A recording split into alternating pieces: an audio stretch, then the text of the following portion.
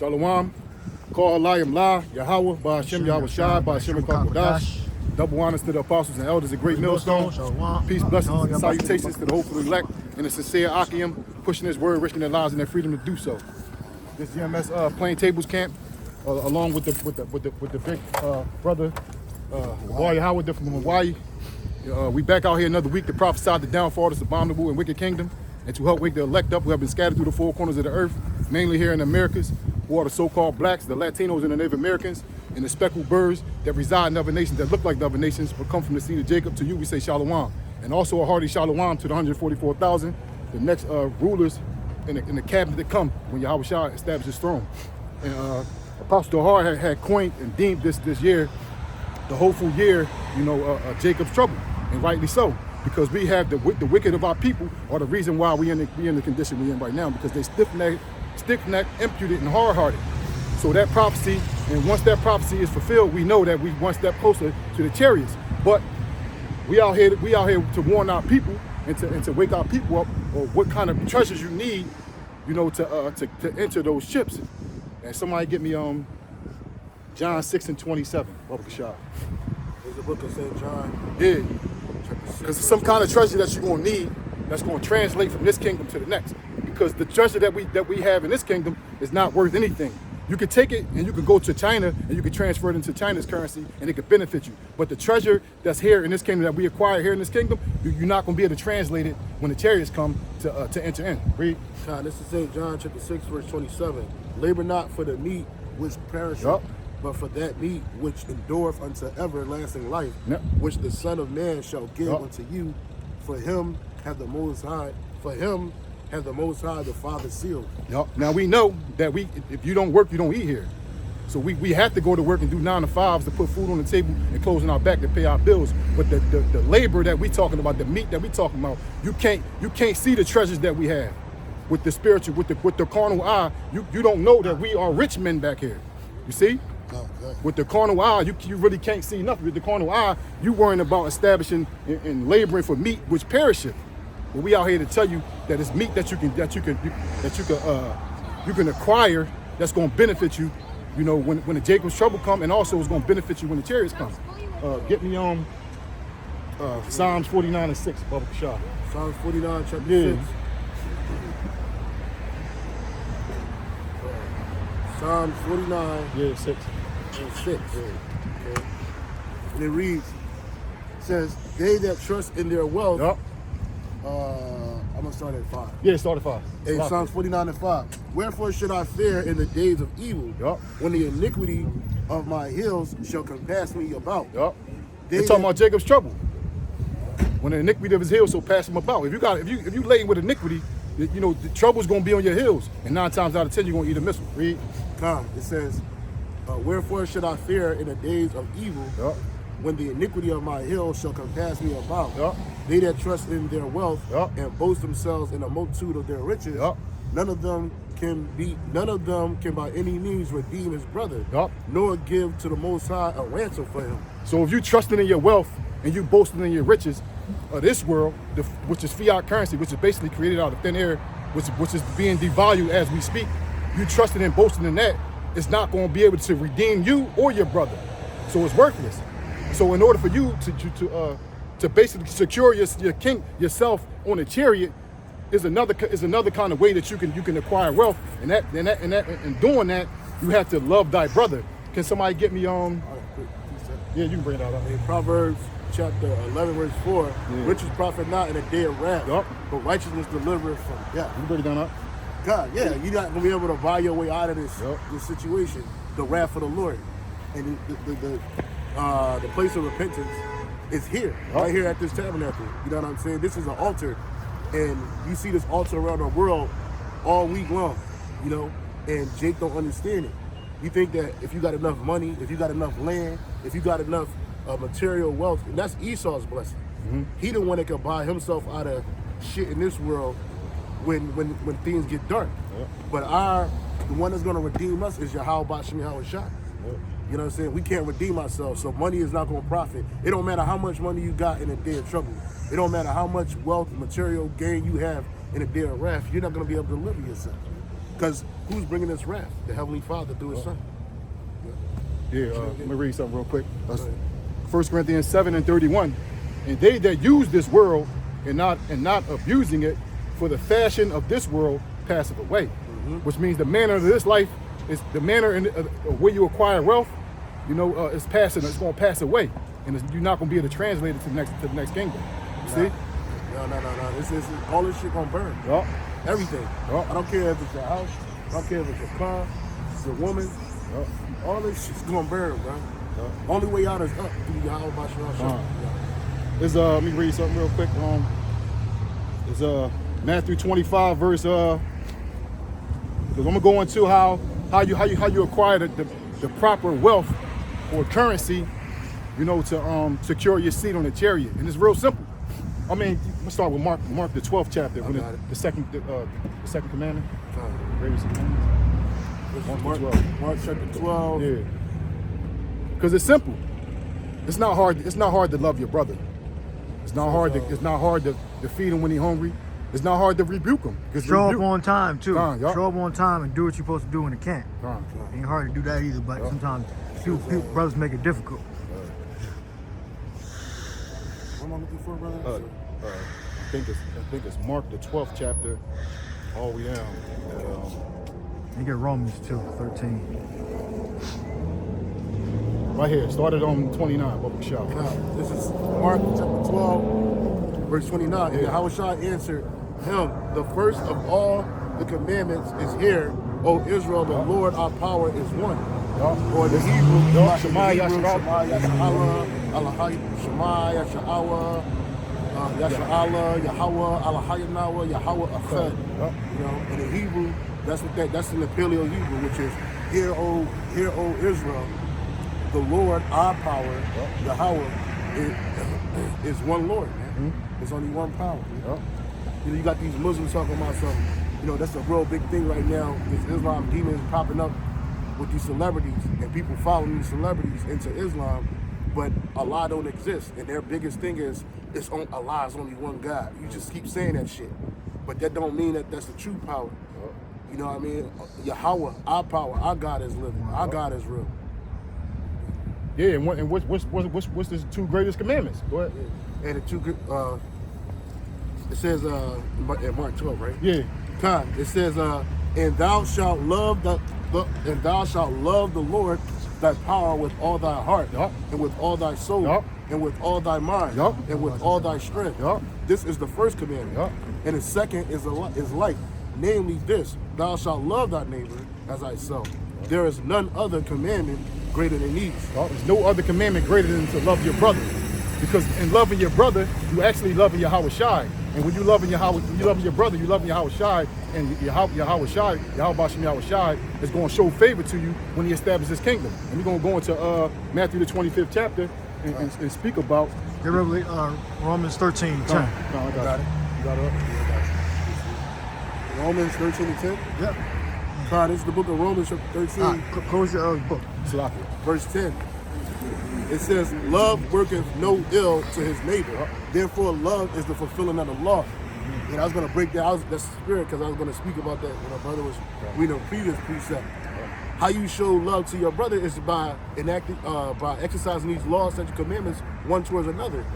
That's where it starts at. So I can't say I love the Lord and I follow his law, but I'm not using it when I'm with my brother. You know what I'm saying? So that's how you exercise it. And we're the nucleus. So once other people see us do this and we start dealing with other nations and people, we dealing with them righteously under the law, these people are like, man, this is a wise people, man. Look how they do. Then you look at these other nations, all the shit that Jake is doing today, all this wickedness that Jake is doing, this is what the heathen naturally do. So when you do this shit, you like the heathens. But what separated us is the love that we have for one another, the integrity, the faith, the charity. You know what I'm saying? These laws, that's what they are, brother. This brother got a wife. I'm not gonna cover that to this man's wife. You know what I'm saying? This brother got a car. I ain't finna steal this man's car. Or a certain job. Or a certain job. I'm not gonna try to usurp his authority so that I can place myself in it. Or siphon money out of him because you think you're getting him out a lot of money. Yeah, man, that's stealing. And that's coveting, because that's what they teach you in this society, to covet. These other nations, they covet one another. Like there's a in Hawaii, there's a thing. All them Japhites do it. Back in the day, they used to kill each other and eat each other. But when they was eating each other, it was so they could absorb the other person's power, so-called power, mana. You know what I'm saying? That's wicked, nigga. Yep. First of all, you eating blood, man's blood period. You're eating a human, but then you doing it with the guys that you gonna absorb this power. So you want what he got. You park it. You know what I'm saying? You got it. Con. Matthew 25, verse I ain't want to park there. I want to get. verse 31. It says, You can break it down. I got you. I got it. It says, Matthew 25, verse 31. When the Son of Man shall come in his glory, and all the holy. Start at 30. Start at 30. Con. Might be 29, but I think it starts at 30. It's a good shot. Bring it out, man. Bring it all out. We got plenty of time. It says, If it gets thick, probably will shut down. I'm gonna start at 29. For unto everyone that have shall be given, and he shall have abundance. But from him that have not shall be taken away, even that which he hath. Yeah, come. Read it again, brother. Matthew 25, verse 29. It said, for unto everyone that have shall be given, and he shall have abundance. But from him that have not shall be taken away, even that which he has. And you notice that with these guys falling out. You know, look at them dudes in Boston. Them niggas are all the way off. Talking about the Gentiles can make it, you know, trying to revamp the Lashiwan. I heard about that. But I didn't get the details. Did you see the video? So I saw a little bit of the videos, the clip. I heard the Apostle Tahar speak on it. Basically, I seen their video when they first fell out. One of their biggest contentions was that the Gentiles could make it. So they used... That's crazy. That's foundation. Yeah, they used a precept in there. I forget where it was at, but they used a precept saying that basically the Lord's going to save the Israelites and the Gentiles. That's an old break. We already went over that. We already went over that. We went over that. That's the foundation. Gathered together. Yeah. And the strangers shall be gathered together with them or something. Something similar to that. But those 4 cats. So basically, niggas, what they had when they were with the body, they had the truth. But once they left, the Lord took what he had away from them. What they had away from them. And then surely the name gonna go. You know, you notice that first what they think they get rid of, if it ain't the name of the Heavenly Father, the first thing they get rid of is the leadership. They don't acknowledge the leadership prior. They don't acknowledge the leadership.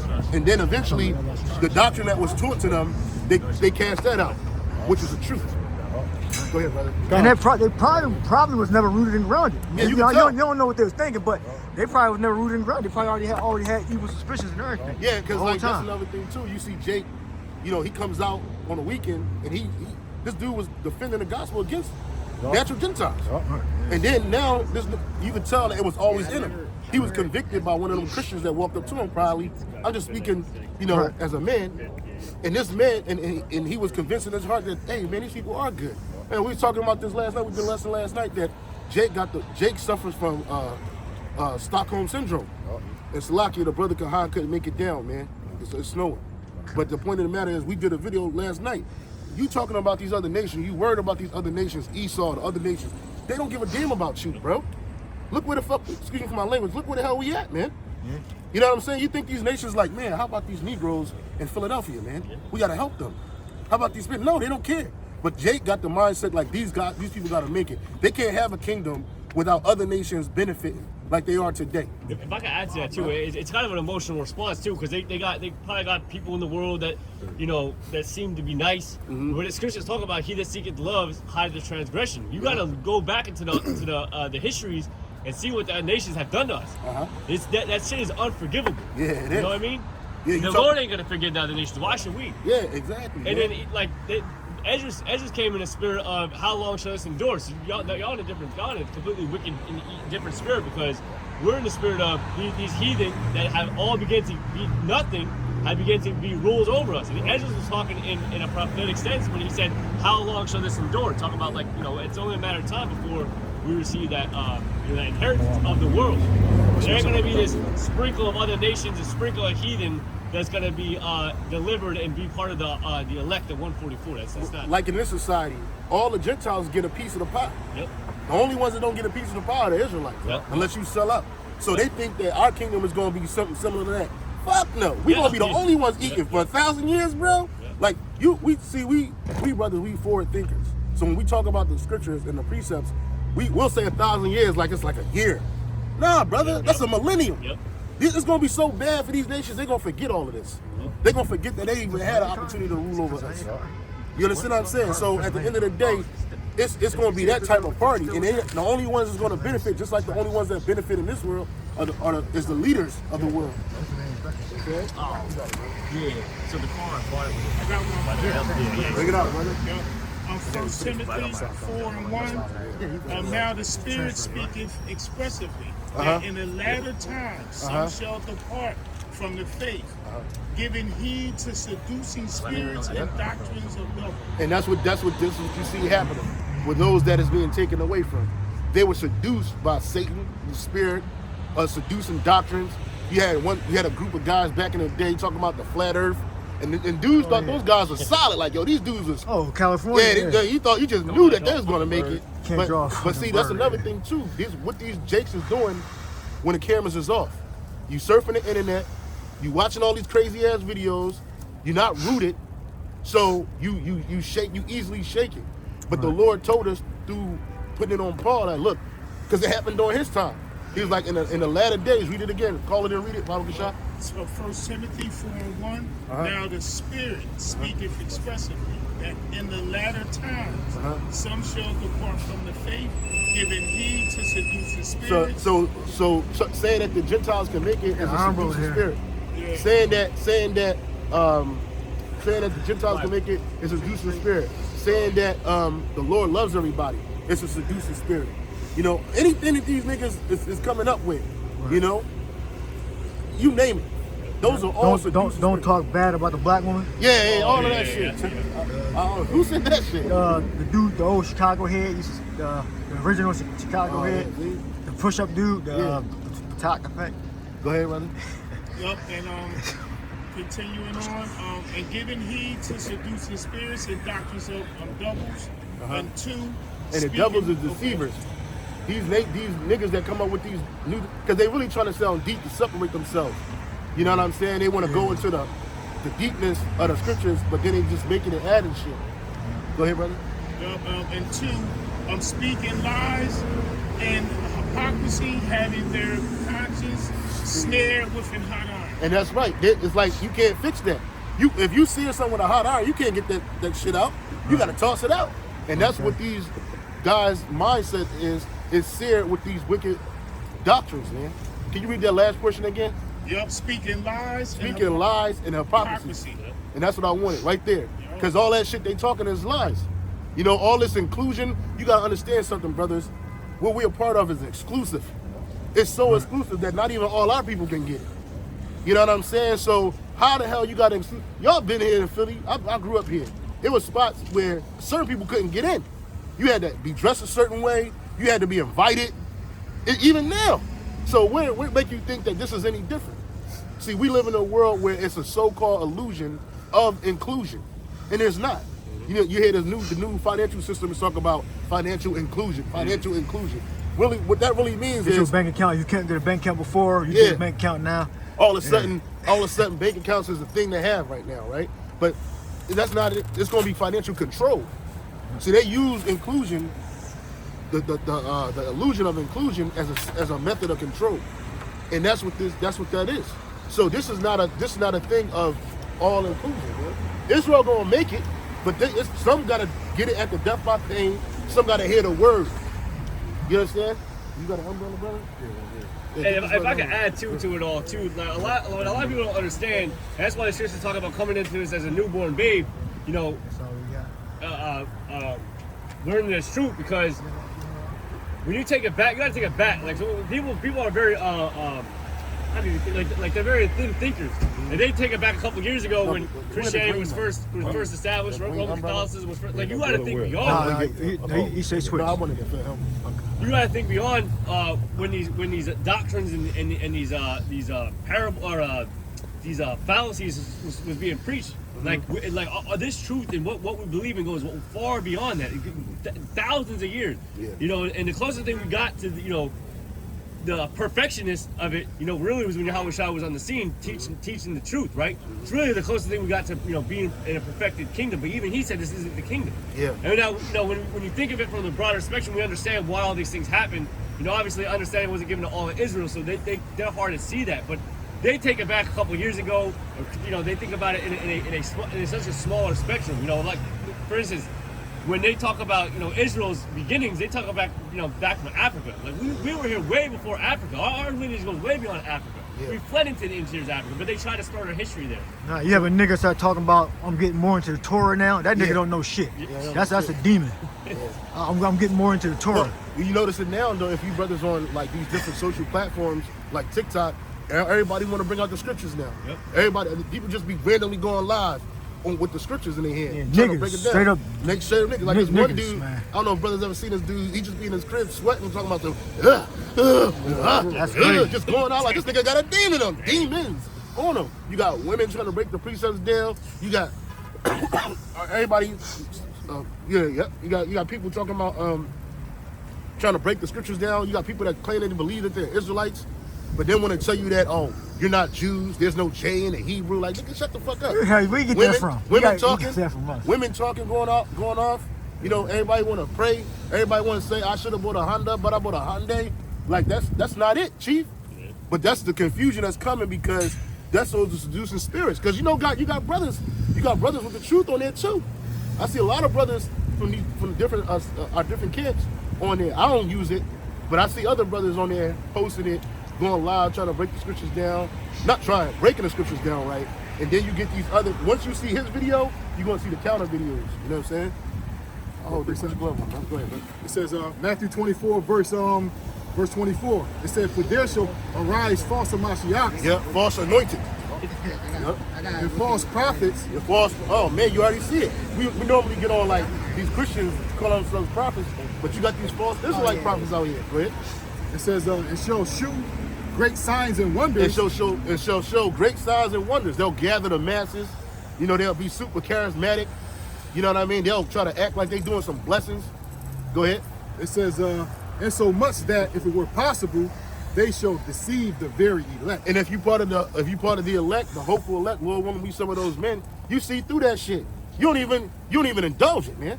You be like, man, fuck out of here, man. That's some bullshit. Yeah. You know what I'm saying? If you're a man of the Lord, you truly a man of the Lord, you truly had the spirit of Yahweh Shai upon you, bro. You ain't gonna indulge that madness. Even when you start hearing dudes that used to be a part of the body and they come with that bullshit, like, bro, come on, man. Nah, bro. After what these heathen, hey, somebody get Jeremiah, what is it? 30 and 16, man. Please, Baba Gashah, 30-16. You gotta understand something. Like the elder said, man, what these heathens did to us is Cuatro hoyos. it's uncomfortable, man. Cuatro hoyos. Oh. Somebody got it? Jeremiah 30. got it. Bring it out, man. It's Jeremiah 30 and 16. And say, therefore, all they that devour thee shall be devoured. All they that is that 30? Jeremiah 30? 30 and 16. 33 and 16. Salaki. Oh, Salaki. That was my fault. Oh, God. 33 and 16. 33 and 16. It says, in those days shall Judah be saved, and Jerusalem. Salaki. It's the one where it says, therefore all thine adversaries, every one of them shall be Cut off my slaughter. I thought it was 33 and 16. Yeah, that was the one. Yeah, was it? 30? Yeah, the 30 and 16. 30 and 16. Oh, Okay. 30 and 16. This is Jeremiah 30 and 16. It say, therefore, all they that devour thee All they that devoured thee, all these nations devoured us, brothers. Go ahead. shall be devoured. So their judgment is that they're going to be devoured. Who's going to devour them? Yahweh and Yahweh Shai going to use us to do it. Oh, you got it. Go ahead. It says, and all thine adversaries. All thine adversaries, brothers, you got to understand something. We have no friends. And I got that quote from this wicked old nigga that called himself an historian, John Hiram Clark. He said, among these nations, you have no friends. You have no friends. And even in the world, bro, outside of this body, we ain't got no friends. Everybody's an enemy. Now, just because everybody's an enemy, does that mean I just be a nigga about it and just be like, no, if you a smart man, you going to be countering. You like, no, I ain't going to let this dude know I know he ain't with us. You know what I'm saying? I'm gonna just keep it moving. I'm gonna keep the peace as best as I can, but I'm gonna keep my eye on it. I'm gonna be circumspect. Yeah, your family too. Hey, the scripture said a man's foe shall be dead of his own household. Go ahead, keep reading, bro. God. It say, and all thine adversaries, every one of them shall go into So their captivity. judgment is that they're going to go into captivity. Every one of them. Not some of them. Not the Edomite that helped me get a sandwich. You know, not the Edomite that helped me fix my car. Not the Edomite that shook my hand when I, whatever, when I walked into the store. No. All them niggas. Every one of them. Because there's a scripture in Wisdom of Solomon where it speaks about how the Lord, when he judged Egypt, he judged everybody. Yeah, yep. From the slave to the Pharaoh. Yep. You know what I'm saying? Well, if I could add to that, when he killed the firstborn of everybody, you could almost say, well, what did the firstborn do? Yeah. Like why would you kill the firstborn? They didn't even grow up to do anything bad or good. Right, yeah. But that was Because of who they were. Was that? In spirit. Exactly. Spirit, But the thing is like one, that was a punishment to all the Egyptians. But ultimately, that was the judgment, and the brother said the spirit of that person is still evil. You know. It's still another nation, whether they treat you good or not. You can like Edomites. I mean, a lot of Edomites I like. Yep. A lot of composers, engineers, etc. But when the Lord destroy them with fire, I'm not going to be pleading for their life and asking them don't kill these certain set of this great composer that I love so much. Don't kill. I'm like, no, that's his judgment. I'm indifferent about it. I mean, then in the kingdom, the Lord said, perfect your hatred for Esau, and the elders used to go into that. Perfect your hatred for Esau, and if you didn't do that, then you're not really rooted and grounded. If you still have a love for Esau, Edom, you might fall out the truth. You gotta get that out of you. You gotta perfect your hatred. David said, "I've hated them with a perfect hatred." Perfect. So you gotta perfect. That used to be a series that elders used to go into. Perfect your hatred for Esau. You can't let your well, that's the reason why the Lord gonna put his spirit on you. He said they're gonna do according to my anger. There you go. A nigga without the spirit of the How about Shemel Shai on him, he gonna try to be benevolent. He gonna give in to the cries of a little Edomite kid. He gonna be all compassionate. Like no, when they was on our ass, there was no compassion, bro. Zero, and we only know a smidgen of what they really did to us, bro. Keep reading, bro. God. It says, and they, Jeremiah 30:16, it say, and they that spoil thee shall be a spoil. These nations, they spoiled us. They took everything. Go ahead. And all that prey upon thee will I give for a prey. And all that prey upon thee will I give for a prey. And look around you, bro. When you go to the vast majority, I was thinking about to laugh because that dude from One Body said, who owns the hotels? Who owns the gas stations? He was like, God, bro. He was talking about those Elamites. But when you look at these different nations, they're the ones that's spoiling you and exploiting you. Those are the ones, can you read that last portion? God. It say, and they that spoil thee shall be a spoil. And they that spoil thee shall be a spoil. Go ahead. And all that prey upon thee will I give for a prey. So they prey upon you, man. I don't know who I was speaking to recently. They were telling me that, the Chinese store, a particular Chinese store had to close because they was giving, I think it might have been a brother Kahan. He said that they was giving cats to Jake, man. Yeah. You know what I'm saying? So a lot of, that's a prey. Like here it is, you so hard up for some profit, you'll feed your customers cats, rats, and then dress it up as chicken, and then dress it up as some other shit. And that's a prey. They gave you, oh brother, I was in New York City last week. The elder, I want to get something to eat, like late at night or whatever. We go up into a shop. It's run by Elam, and I was about to get a sandwich. And the elder looked in a thing. He was like, "Yo, man, there's roaches in there." And the guy was like, "Oh, roach?" He said roach. So then, He's when I heard the brother say it, I turned and I looked at that shit.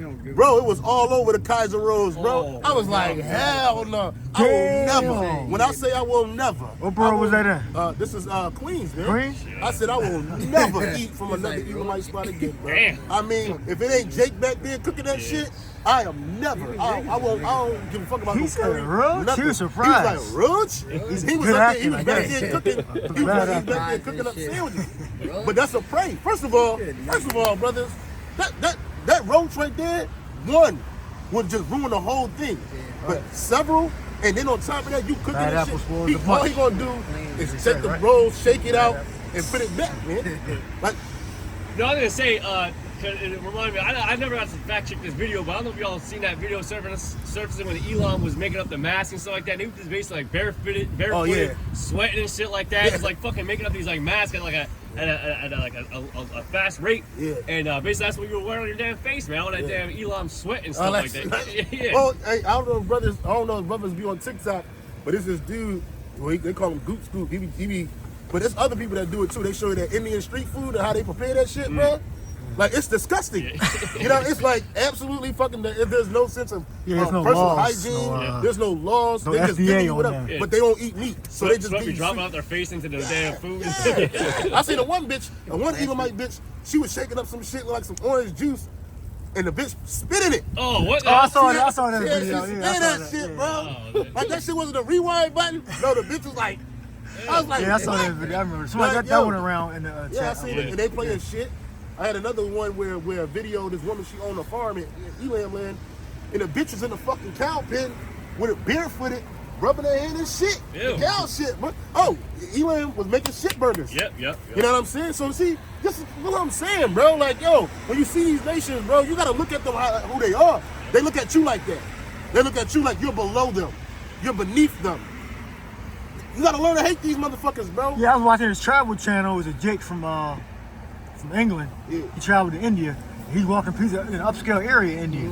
In a liquor store, this dude yelled him out, called him a monkey or something in a Hindi or something. Yeah. He went in there and cussed him out. Yeah. There you go. So, And remember, man, these other nations have their own power. Black man in They trouble. aren't real. Yeah. They aren't real gods, right? The other nations don't have a real actual power like the Israelites do, but they have their own, God that they believe in.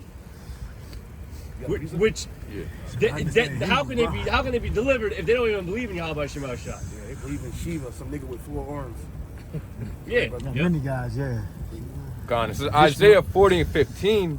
Behold, the nations are as a drop of a bucket and are counted as a small dust of the balance. But the Lord changed that. You go to disprove that. Go to John 3:18. Says if you don't believe, you're condemned already. So read that. Then they don't believe. They don't believe that the Lord is a so-called black man. They don't believe that he's the destroyer of the Gentiles. They don't believe that the actual Gentiles are going into slavery in the kingdom. Revelation, the 3rd chapter. That's easy. Go ahead. Yeah. Say John 3 and 18. Yeah. He that believeth on him is not condemned, but he that believeth not is condemned already. Right, and that's all of them. All of them. They don't believe that the Lord, so-called black man, believe in his name, believe in what he's going to come to do, believe that the nation's going into slavery. If you don't believe in that, the law, the commandments, if you believe that we can keep all the laws, you're condemned already. Oh, that's if you don't keep the laws, you're condemned. It's a medium you got to be at. Yeah. Right? That's another thing them dudes from Boston was saying too. Basically, like this whole thing about following the law to the best of your ability. No, you can't do that. You say, like, nigga, what? Yeah, Where that's they say insane. that? That's We in insane. captivity. Do you know that, brothers, during a Passover, you gotta have a particular lamb. You gotta the first year. And Without technically at even we supposed to kill the Passover. Yeah. You know, and then do the ceremony. Yeah, We're not in the have the capacity to do all that, do that whole ceremony perfectly. Yeah. You know, that's why we rehearsing righteous acts. So it says, he that believeth on him is not condemned, but he that believeth not is condemned already, because he have not believed in the name of the only begotten Son of the Most High. And the name is heavy too. Yeah. The name. Okay, if you don't believe in the name, and believing in the name is not just saying the words, it's everything that's attached to the name. All right, which is his prophecy, Revelation 19, spirit of prophecy. So finish reading that, Isaiah. Isaiah. And if the name is dreadful to the heathens, then how can the heathens call on the name to be saved? Exactly. There you go. Yep. They That's a the good trick point. bag. It's a trick bag. But there's also a scripture that says under no there's no name under heaven given among men, but like we must be saved. Yeah, and if his name is dreadful among the heathen, they in a conundrum. They can't get out. There's no way they can be delivered. Yep. Yeah, But so- they'll be delivered in slavery. They'll have continual work. Yeah, that's They'll have continual work. They'll have food. Yeah. You know, probably once a day, maybe. I don't know. Y'all do nothing. But no, but see, like that's what I'm saying. Like, here it is. Like, not only are the heathen condemned, but 2/3 of our people that are condemned. You don't believe that Yahweh Shai is the only begotten Son of the Most High? You're gonna die in your sins, man. You gonna die right here with Esau and his kingdom. You got a lot of our people on the TikTok clip shit, like you were saying earlier. Yeah. They into revisionist history and all this type of Yeah. shit. That's how they get there, because they scared of the scriptures. The Yeah. Bible is too thick, it's too complicated, because the Lord didn't open up their mind to understand it. So they in like into like little quick clips. Yeah. That goes against the scriptures. Yeah. Or that's their own version of the breakdowns. And what can you really learn? What can you really learn from a quick clip, bro? Nothing. Right. You know what I'm saying? It's like 90% of our people don't clip they'll clip shit. Well, That clip shit. But you know, Jake got a short attention span. It's even shorter than his day. I think the average attention span of an American is like what, 30 seconds? That's how I be trying to shorten my videos too a lot. I try to keep it on just for that very reason. I try to keep it under 30 minutes. The Jake be, and I look at the analytics too. Like Jake don't really, they can't stay on. It be like Yeah. you have a 30-minute video, they watch for 8 or 9 minutes. You know. So Jake attention span, well that's average. You know what I mean? Everybody only watch for 8 or 9 minutes. But Yeah, I remember, Jake don't be paying attention, and then we wondering why they don't know shit. I You get remember confused when, and getting deceived and not rooted and grounded. Sluck, I remember when that damn fucking song, this is before Lil Nas X turned into an absolute, he was probably always a demon, but before he turned into a major ass fucking demon, when he came out at that Old Town Road, there was an article that was posted on why that song got so many Spotify hits and hits. And they said it was basically only like a 1 minute song. And they said it captured people's attention long enough that after the song ended, they wanted to replay it. And they said versus longer songs don't That's get why as the many shorts. hits. That's why the shorts and Yeah. TikTok is so popular. Yeah. Maybe I think like 10 billion shorts. Look that up. How many shorts per day? YouTube shorts. Look the stats Something up. like that. Like 50 billion. Like 50 billion. But yeah, that was like part of that article was like, listen, like shorter songs do better because by the time the song's over, they want to hear it again and they'll just keep replaying it versus a song that's maybe 3 minutes. They might play it one time and that's it because they want to hear another 3 minutes again. It's weird though because they'll listen to that song 7 times at a minute apiece, but they won't listen to a 7 minute long song because their attention span is just. Well, fucking... you know, the hip hop used to have 3 verses, then it went to 2. Now it's yeah. 1. It's the hook, Yep. the verse, and then a hook again. Like, nigga, I just paid all this money for 2 minutes. Zechariah 1 verse 15, it says, I am very sore displeased with the heathen that are at ease, for I was but a little displeased, and they helped forward the affliction. Right, so these heathen nations, they help forward our affliction. So why in the hell are we trying to help them? Just because it ain't their turn right now in their rulership, don't mean that the judgment ain't coming to their asses, man. You know what I'm saying? Like the Lord said that he was just a little displeased. You look at slavery, as horrible as it was, chattel slavery. Yep. You look at the taking over the Americas, as horrible as it was. That was just a little of the Lord's displeasure, bro. Because he didn't get them spiritual power to melt us. He didn't get them spiritual powers to control the elements. You know what I'm saying? They just did brute beast shit to us. But then it stopped. It got to, when I say it stopped, it wasn't on mass. Like right now, bro, this is an easier captivity than 200 years ago, bro. 150 years ago. Now it's mental now. Yeah, now mental. it's but Cognitive, yeah. but It's you still got future physical, yeah. comforts. In our kingdom, they're not even gonna have drugs. They're not gonna have liquor. They're not gonna have anything to soothe their pain. Refrigerators and Yeah, shit, you freezers. got air conditioning. It get hot. You know, Yep. if you ever been to Louisiana, bro, in the summertime, bro, you just be like, damn, people was in slavery down here. Hell yeah. You go to Georgia, hell yeah, it was terrible. You know what I'm saying? So again, the Lord showed us mercy. He said he was but a little displeased, but they helped forward our affliction. How did they help forward our affliction? After the fact. After it was hardcore slavery was over, they kept it going. You transferred to the sharecropping system. Then you went to the convict leasing system. Then you went to the so-called civil rights era, or the Jim Crow era, which that was all in the mix. Then you went to when they had the opportunity to kind of make it right during Reconstruction, the first years of Reconstruction, they had Jakes in power in the South, man.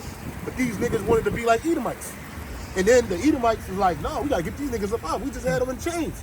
How you got them ruling over us as government officials? Hell no. So what they do, they put themselves in power. They put their elites in power. It's not good.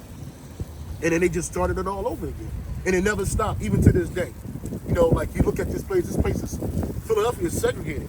You might see niggas here and there, but there's parts of this city, bro, you ain't gonna see too many Jakes. Yeah, you can go You know what I'm saying? greater northeast. Northeast, Yeah, you see Jakes, few far in between. Manioc. They concentrated in certain areas. And why is that? Because segregation is very much alive, brothers. Look at the school system. Look at the Look All at the right, watch out.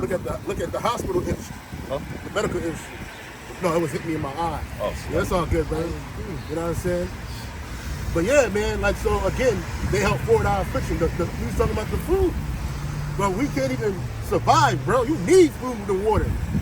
But they fuck all that shit up. GMO. I think I saw something about McDonald's. They was talking about how McDonald's, the potatoes are come from one distributor, and they cut up like, I don't know, like 70 million potatoes a week or something like that. And them shits are highly GMO and carcinogenic. But they give it to us like it's cool.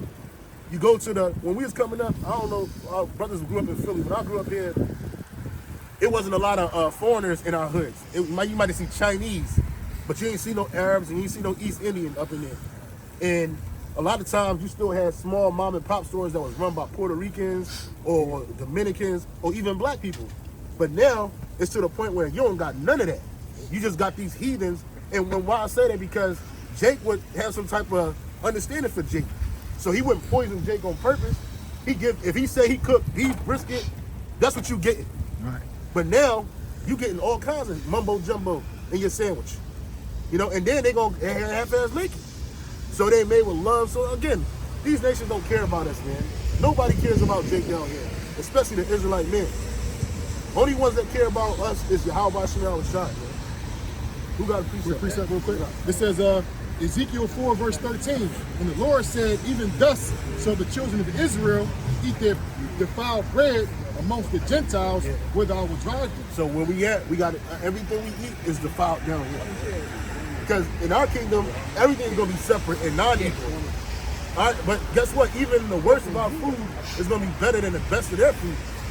The worst of our food is gonna be better than the best of their food. That makes a lot of sense. They said because we're eating defiled amongst the heathen. The shit has got idols on it.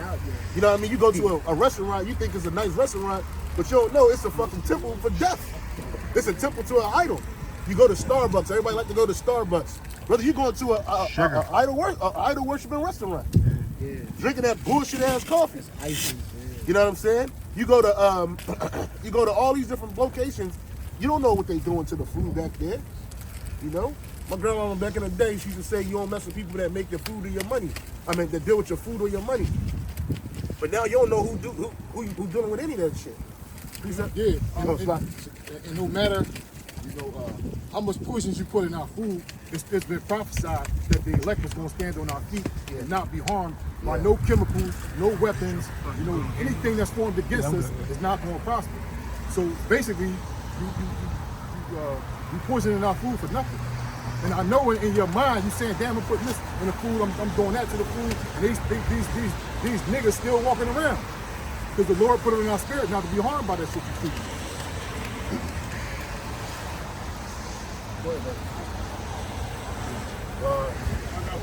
Bring it up, man. Matthew 24 and 22. What? You got another one? 24, 22. Except those days be shortened, there should be no flesh saved, but for the elect's sake, those days shall be shortened. Yeah, that's right, because if this man was able to no, that's good for you, brother. That's good. Okay. Read it again. Matthew 24 and 22. And except those days be shortened, there should no flesh be saved. Except those days shall be shortened, there shall no flesh be saved. Go ahead. But for the elect's sake, those days shall be shortened. But for the elect's sake, the days is going to be shortened. Why? Because that's why things are speeding up for the sake of us, man. Because if it's not, if we had another 50, 100 years ago, we'd be dead. We'd be long gone. Jake would be destroyed, man. The way that they ramping up this poison, I was looking for the precept where it says you shall eat poison and live. I think it's in the New Testament. But anyway, just think about that, bro.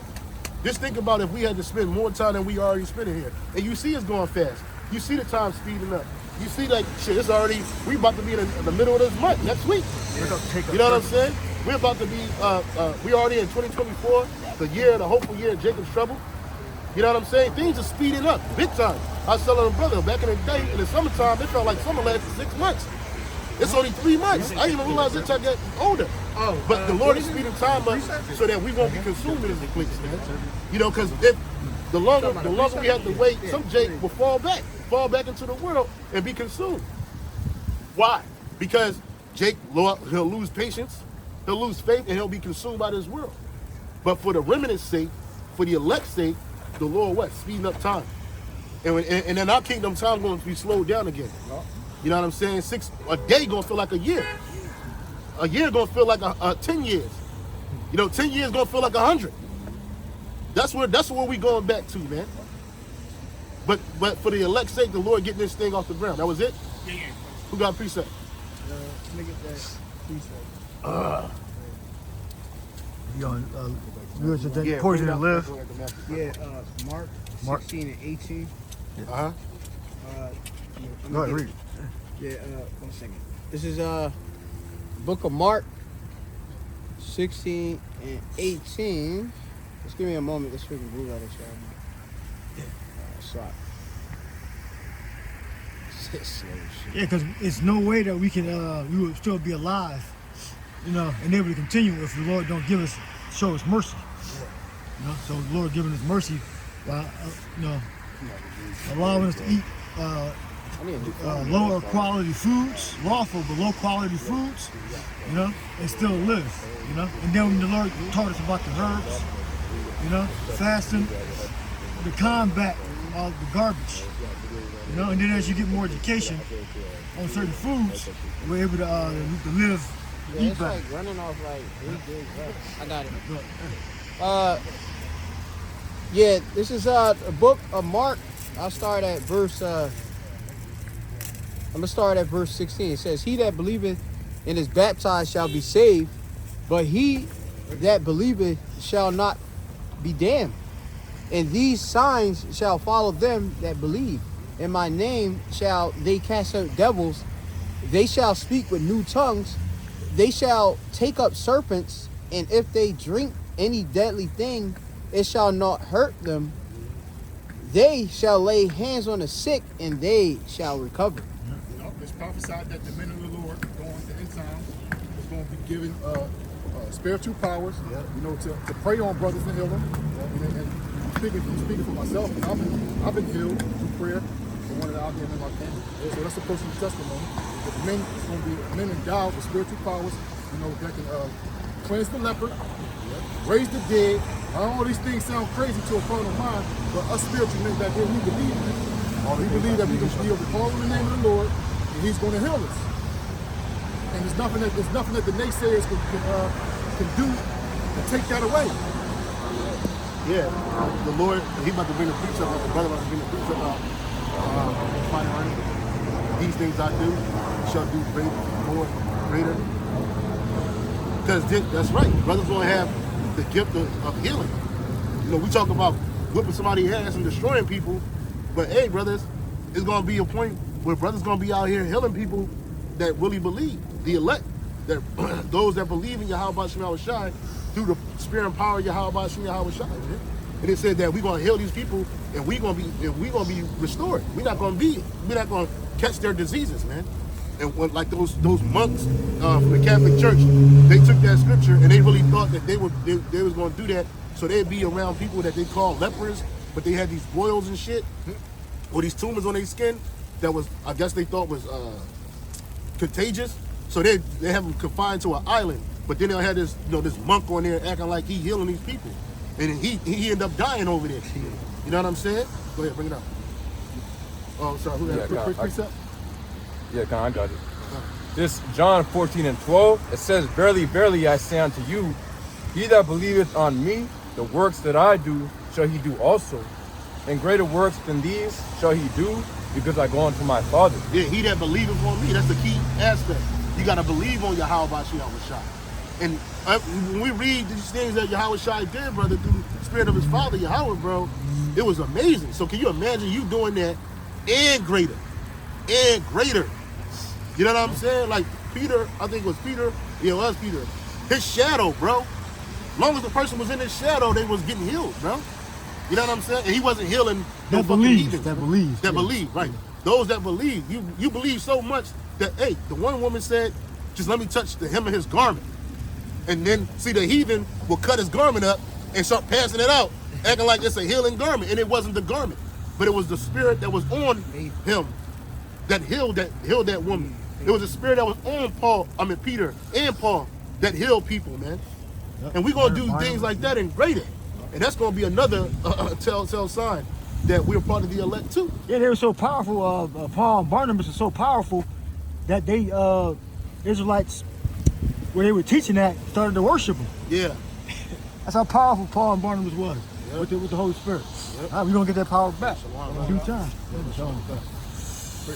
Bring it out. It says Zephaniah 3 verse 19. It said, behold, at that time I will undo all that afflict thee, and I will save her that halteth, and gather her that was driven out, and I will get them praise and fame in every land where they have been put to shame. Yeah, and it's lucky, and that's when our women going to get in line also. So that people shall be willing and they that power. That's how those Israelites, those wicked Israelites started to worship Paul and Barnabas because of the miracle they did. People gonna come and they gonna worship us because they gonna see that the Spirit of the Lord is really in us, right? And they gonna convert and be healed. Yep.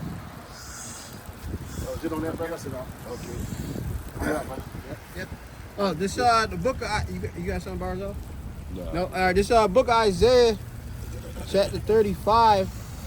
This last one in verse 4, and it says, "Say to them that are of a fearful heart, be strong, fear not. Behold, your God will come with vengeance, even the power with a recompense, and he will come and save you.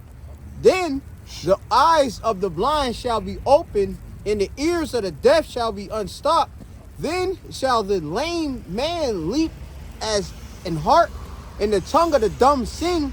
For in the wilderness shall waters break out, and the streams in the desert." Yeah, the Lord, Yahweh Shem Shai, right now, through the Spirit, through this word, is waking up Jake. Jake is getting this living waters, and they getting, obviously, spiritual eyes that they can see, but it's going to come a point when it's going to be a physical thing where you have literally people that are blind that's actually going to get a restoration of their vision.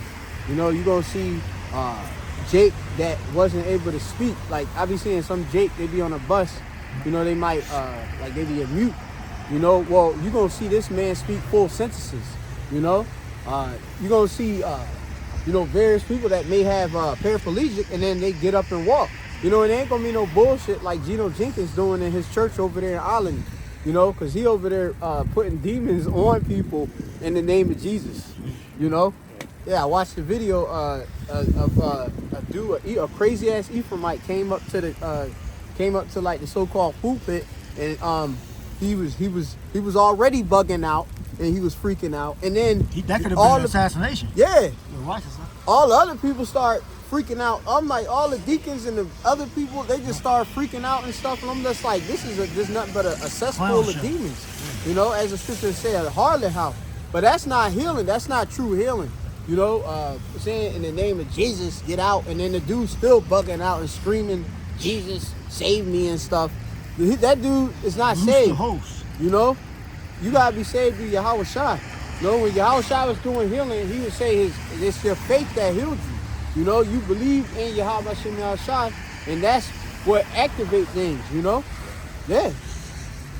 And it's a spiritual thing before it's a physical thing. The scriptures also talk about the Lord dwelleth not in temples made with man's hands. They had there's a man teaching in that temple is all holy, like that temple is holy. That temple ain't holy, man.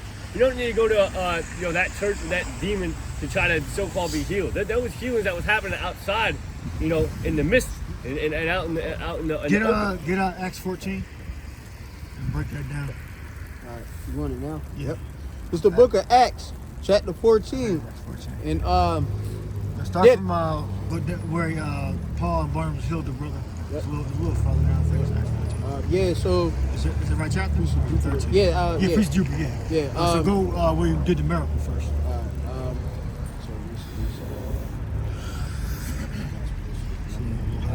Never had walk. Yeah. All right. So this is the book of Acts. Okay. chapter 14, and I'm gonna start at verse 5.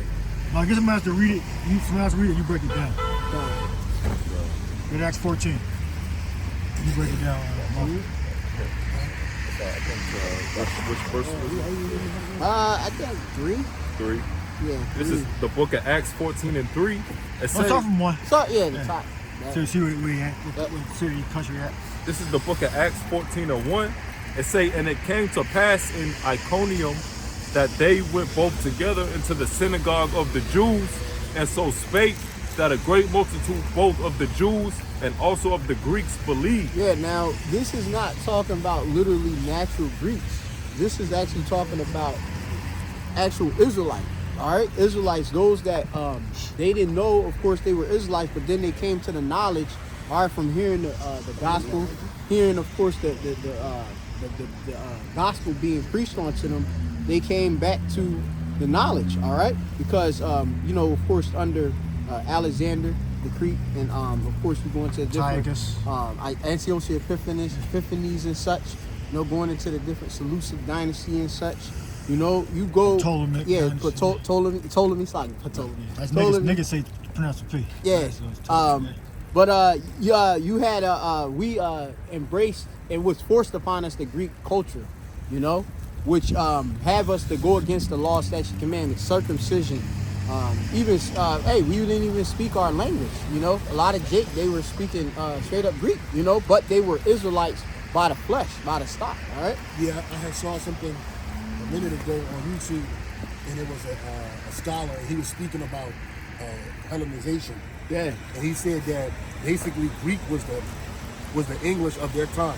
Yeah. So you know how everybody speak English right now? Yep. That's how Greek was. Yeah. So you had different nations speaking that language, and then they were leaving it and becoming like the heathen. Yeah. And that's what happened to our people. That's what pushed us into Gentile shit. Yep. You know what I'm saying? When you read, I'm sorry, I don't know who's reading, but whenever you read, what is it, 1 Corinthians 12 and 1, he said that Pull it up. by these, 1 Corinthians 12 and 1 said that, well, he's going to read it, but Paul was speaking about what made you a Gentile. Yeah. What made you what, or made you a Hellenist or Hellenista. And I think they're two different words. You got one that's a natural Greek, and the other one is a non-natural Greek. So you got to understand, our people, our culture, it was like we were isolated within Yahweh Shem Yahweh Shah. So when we were following our customs, our laws, our statutes, our commandments, like we were supposed to, that kept us away from these other nations. We were known for not letting just anybody within us. You know what I'm saying? But then once it got pushed onto us and Jake accepted it, it was wicked men, which you can get that in Maccabees. Yeah. He started reading Acts 14, then we're going to circle back to that. But there's different dialects depending on how much you were Hellenized and your community, depending on the language you spoke. Yeah. All right. When you research the speech of Laconia, you redo the research. That was a mixture of Aramaic and Greek and Hebrew. All right. So all Hellenized Israelites didn't speak pure Greek. Some of them spoke pure like bastardized Greek, and some of them spoke like a mixture of Aramaic and Greek. The speech of Laconia. All right, when you do the research on that, I've done videos on that. All right, that's how we know that those were Israelites. Yeah. All right. So go ahead. Yep. Done. Yeah. You breaking it down. Yep. I'm gonna reading it. Con. Yep. Go back. Acts 14 chapter. Yep. God. This is the book of Acts 14. Start at 1 again? Yeah. Read it back on the rock. All right. It says, and it came to pass in Iconium that they went both together into the synagogue of the Jews, and so spake that a great multitude both of the Jews and also of the Greeks believed. Yeah, of the circumcision. All right. Yeah, circumcised and uncircumcised. Uncircumcised. All right. Jake. All right. All Israelites though. You had Israelites that's taught the law, believed in the law, statutes, commandments, and all was also was hypocrites too. You know, but you had also Israelites that came to, you know, the knowledge of being, you know, an Israelite. You know? Yeah, because it's not very specific. Because those Greeks, they could have been Israelites that were just Hellenized, but they still were kind of in and out of, you know, being near the circumcision. Yep. You know, or it could have been Israelites that was completely isolated. You know. It depends on what group came up at the time. You know. Yep. Yeah. But they were still being labeled Helen. Yep. Yeah, because that's that word for Greek. They got that Helen, you know, under Greek. Yep. And you have is that Helen? Yep, that's it. Yep, which we already went into. All right, but go ahead. Verse 2, Yeah. it say, but the unbelieving Jews stirred up the Gentiles and made their minds evil, affected against the brethren. Mm-hmm. Yeah, you had a lot of these Jakes, you know, that They actually do that now. They do that now. Yeah, they don't want other Jake to come back to their customs and stuff. Like they say like pretty much it's like as if you far too gone, you know. Like they'll see Jake looking like another nation, you know, off the outward appearance, you know, and they got the faith, you know, and they got of course the salt, you know, but they'll still reject them. You know, they got Jake just based on where they came from out of Africa and stuff. They'll say, nah, he a heathen straight off. And I'm like, hell no. You know? You know, we of course coming to the knowledge, we know that like as a man well traveled and stuff, you know you come across people and you know they got the same spirit and the same swagger as you. You know, because they're the same people as you. And it's prophecy. You know? And we've been scattered. It's prophecy. You know, when you go into it, Deuteronomy 28 and 64, that the Lord will scatter thee amongst the heathen. You know, there's a lot of different scriptures about the scattering and stuff. You know, and where we've been scattered to, we learned the different customs. You know, to the point where literally we thought we were the same people.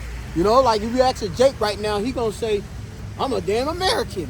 You know, he not gonna say, "I'm a Ephraimite," I'm a Judite. You know, that's a good point. They take on that American like thing, like that's like their whole their whole nationality. That's good for 'em. Yeah, I've heard Jake say, "I'm American." It's like, no man, that ain't the nationality. I'm American. Yeah. Yep. My brother had a precept. Right? Yep. It is the book of Ezekiel, chapter 37, verse 21. Yep. And say unto them, thus saith the Lord power, behold, I will take the children of Israel from among the heathen where they be gone, and will gather them on every side and bring them into their own land. Yeah. So the Lord, Yahweh said, you know, of course you go to the curse, we would be sent across the four winds. You know, the Lord also going to take us out of those countries and then bring us into our land. All right. So that's the prophecy. All right. It ain't going to happen any other way. All right. So where the diaspora is, which we all over, Jake is going to be too. All right. And it's actually, I think it's a beautiful thing and stuff. You know, it's real spiritual, you know, to see it, you know, because a lot of Jake, they straight up carnal. You know, they don't understand nothing spiritual. And this is something really basic, you know, going into this simple history. All right, go ahead. Yeah. It says Isaiah 25 verse 7, and he will destroy in this mountain the face of the covering cast over all people, and the veil that is spread over all nations. Yeah, and this government, you know, which is ran by the wicked. All right. And here, of course, you're given. This ain't no Quran. This is the Bible. All right. It's the scriptures, not no Quran. That's that. Can you read? Yeah. You see it? You ain't read, obviously. Yeah. All right, but yeah, read to the scripture. But yeah, so going back, read that precept again. No, you haven't. You got way more problems than reading the scriptures. Well, there you go. You ain't Demon. Weird Lazarus, you idiot. One of them druggy guys. Yeah, he looking for the damn. Wait, he looking for Meth. what's that? Gerard in front and Gerard. Get his next hit. That's where you're walking to. Yeah. You're walking down Opioid Kansas. Central, bro. Yeah, but go ahead, like, yeah, which we ain't dealing with dudes like that. You know what I mean? You read the whole Bible front to Yeah, back. he You don't and understand. still don't get it. That was told to me already. Yeah.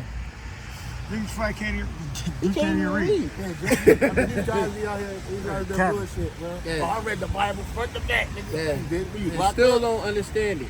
You know, still believe in virgin birth. Still believe in a bunch of dogma. You know? Myths. Yeah, You got myths. these people that even try to put that myth title on the scripture. They know the scripture. Nothing in the Bible is mythological, brother. Mm-hmm. It all happened, man. It will happen. Yeah, my brother told me the book of Enoch was taken out the Bible. Like, nigga, what the fuck told you that? White man. Yeah, they Jubilee, the book of Jubilee, and Enoch. them Jakes he taking from them shorts though. I'm telling you, them shorts, like the brother is saying, them shorts is heavy where them dudes be like you said, them spirits on them, seducing spirits be like itching ears. Jake wanna hear something new. Oh yeah, man, you know, this and that. Anything but the truth. Bro. Yeah. Right. I cuss it out. Then they cuss him out. Like, exactly. I said, why are you trying to avoid the Bible? Because you don't know how to read it. Yeah. The Lord don't got the Ruach Kodesh, the Holy Spirit. Go back to the chapter. Yep, but go ahead.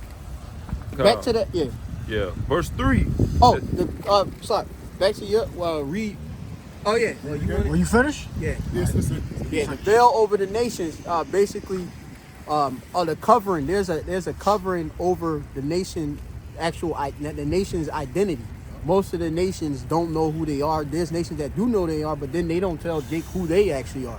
Right now, in these times, you seeing Jake coming up of the hopefully elect coming back to their nationality, and you have unbelieving Jake. All right, that are provoked by that. Go ahead. Yep. This Acts 14:3. It say, long time therefore abode they, speaking boldly in the Lord, which gave testimony unto the word of his grace, and granted signs and wonders to be done by their hands. Yeah, man. And so you see, like obviously the scriptures say how the righteous are bold as a lion. You know, so you had righteous Jake doing all sorts of miracles, you know. What? To the Gentiles, the Israelite foreigners. All right? Go ahead. Yep. And only if you have faith are you gonna get the miracle. You're gonna get the healing, the restoration, you know, get the word.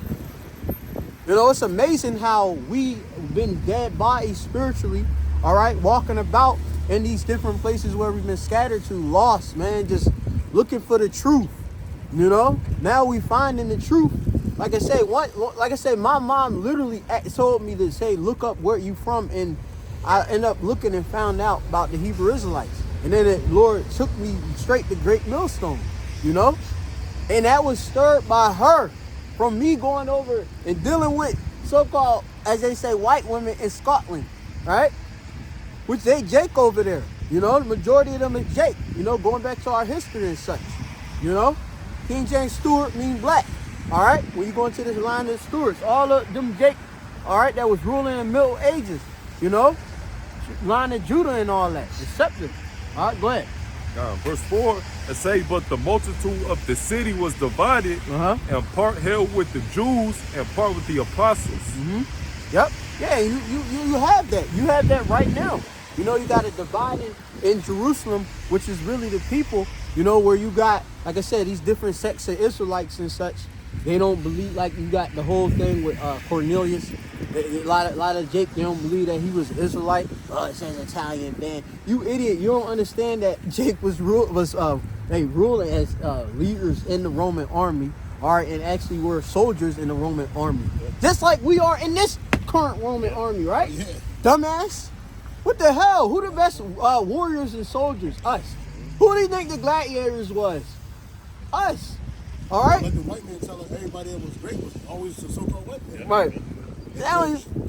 Jake wrapped up in white supremacy that they can't see themselves in these roles, man. Yeah. What they do is a foreign thing.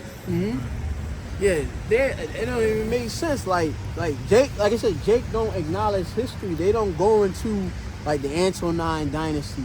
They don't go into like Nerva, Hadrian, Antonius Pius. You know, going into the history, you know, the 5 good generals and such. You Jake got to start actually learning from the apostles and elders here at Great Millstone, the brothers that's actually in the truth. You, like I said, a lot of y'all, Jake, y'all don't have a clear foundation, you know? So, like I said, there's the divide, but you're going to have the house of David that's going to be united together, both houses, both Ephraim and Judah, you know? Go ahead. Yep, this is the book of Acts 14:5. And it say, and when there was an assault made both of the Gentiles and also of the Jews with their rulers to use them despitefully and to stone them, they were aware of it and fled unto Lystra and Derbe, cities of Lycaonia, Lycaonia, and unto the region that lieth round about. Yeah, when you look at Laconia, it means it's Aramaic and Greek mixed together. Some dialect of that. What? So we definitely know they were Israelites. The priest of Jupiter, which he's about to read. Con. Go ahead. God. It says, and unto the region that lieth round about, and there they preach the gospel. Yeah. So I mean, who preaches the gospel? Jake, the prophets. All right. So who is this word going to? It was going to the Jake, the Israelites. Who mainly come up to the camps? Jake. I mean, you got heathen that come, but most of the time they'll, like you said, that dude, he already felt the vibe. He's not even a part of this, you know. But yeah, and they preach the gospel, the good news, you know. But go ahead. Yep. Verse 8, and there sat a certain man at Lystra, impotent in his feet, being a cripple from his mother's womb, who never had walked. The same heard Paul speak, who steadfastly beholding him and perceiving that he had faith to be healed. Right, see, faith to be healed. So look, how to activate the Amawan, the faith, you gotta believe. All right. And only Israelites believe of the what? The elect. They actually got the faith and the belief. Well, faith, all right? Faith is a gift. Yeah, and that's a Messiah. Faith Yeah, is a gift. a gift. You got to look at it. You got to that visualize what the precept. scripture says. Faith is a gift. Yep. And not everybody can receive the gift. Yep. Yeah. Like, you don't give out gifts to any old nigga. You give a dude a fucking gift and he'll... It's fucking, like, even just doing just regular acts. Like scripture say, give unto the godly and help not a sinner. You do something, this nigga don't even appreciate it. Fuck him, man, you know? So what do you think we're going to be doing when this happen again, the time of Acts happen again? We're going to be doing works for, of course, the godly, the hopeful elect, all right? The election going to be coming up, all right? And you going to have, of course, bad fish or bad Jake come up, and they going to get rebuked. And the Lord going to sift them out. As you can see, there's a great sifting amongst the circumcision and stuff. Dudes, like I said, how you amongst the camp, like, and you not even really a believer, right? Like, and this is like something, like, I see it common because, like I say, Martin them that cause division. I see a lot of these, Jake, when they go back into the world or whatever they so-called saying they teaching the truth, they all start teaching this doctrine about the Gentiles can be, meaning the natural Gentiles in its end. And I feel it's because they want to be in the world, you know? But they want to still be proud, you know, and say like, yeah, I didn't drop from the plow. All right? What you had, something on there? Well, let me get this first. John chapter 10, verse 27. My sheep hear my voice. Voice. And I know them, and they follow me. Yeah, so the sheep hear the voice of the Qual of Yahweh Shai, all right? They hear it, man, and we obey and we listen to our Lord and Master Yahweh Shai. All right, a lot of Jake, they don't even acknowledge the name of Yahweh Shai. All right, they think you could just say anything and call him by just titles. No, Yahweh Shai. All right, Yahweh Bashem Yahweh Shai. All right, and we hold that dear. Like I can't stop saying Yahweh Bashem Yahweh Shai. You know, since I came in the truth, I remember when the brothers first told me. You know, and I was like, oh, and I kept it. You know, and that's what the elect gonna do. They're gonna retain and they're gonna praise His name in the place of their captivity. You know, and they're gonna be redeemed out of that place through them names. All right, that's the activation of course, the miracles. That's the activation of the salvation. You knowing who your Father is. You know. Yeah. Yeah, and it says in what, Sirach chapter 17 and 10, how the elect shall praise His holy name. name. Yeah. Yep, that's it. That's what I was quoting too. Yep. Yeah, also, man. what it says in Acts 4 and 12, how there's no other name under heaven whereby we must be saved. That's right. So, what do you think when they was coming up to the very, like you said, this is actual. You had Paul and Barnabas, right? Yeah. In this city here, right? What do you think they knew about Yahweh Shai? You know, and then when they seen, all right, of course they heard the gospel being preached. Hey, they was compelled to come in, you know, and they were converted and healed. All right, that's how it goes. It's a process. It's a spiritual process that go on in your heat. You know, you gotta be fully persuaded in your own mind, though. You know, a lot of Jake, they not fully persuaded. A lot of Jake just straight up hypocrites, man. A lot of these parents. Yup, and perish. Yeah, they're not even upgrading on their own and stuff. So it's like it's on. Yeah, let's just try to think of that. Yep. Yeah, you gotta like I said, you like, hey, we got our apostles and elders. You know, we got brothers and stuff, but each brother, like I said, the Lord got a dispensation of the Holy Spirit with him and deal with you a certain way. You know, you might be getting into Hebrew, you might be into charity, you might be, of course, a good brother to help, you know, out with the camp. You know, it's all different type of ways you could be a brother. You know, and the Lord gonna show you that gift if you actually walk with Him. You know, having the right course of life modeled at the law, statutes, commandments. He gonna show you what it's about. Show you who you really are. Go ahead. God. Verse 10 says, said with a loud voice, stand upright on thy feet, and he leaped and walked. Right, so he, remember, repeat the verse, behind where it said how he had the faith. Faith to be healed. Yeah, right? And then came the word from, of course, you know, that'd be Barnabas, right? All right, go ahead.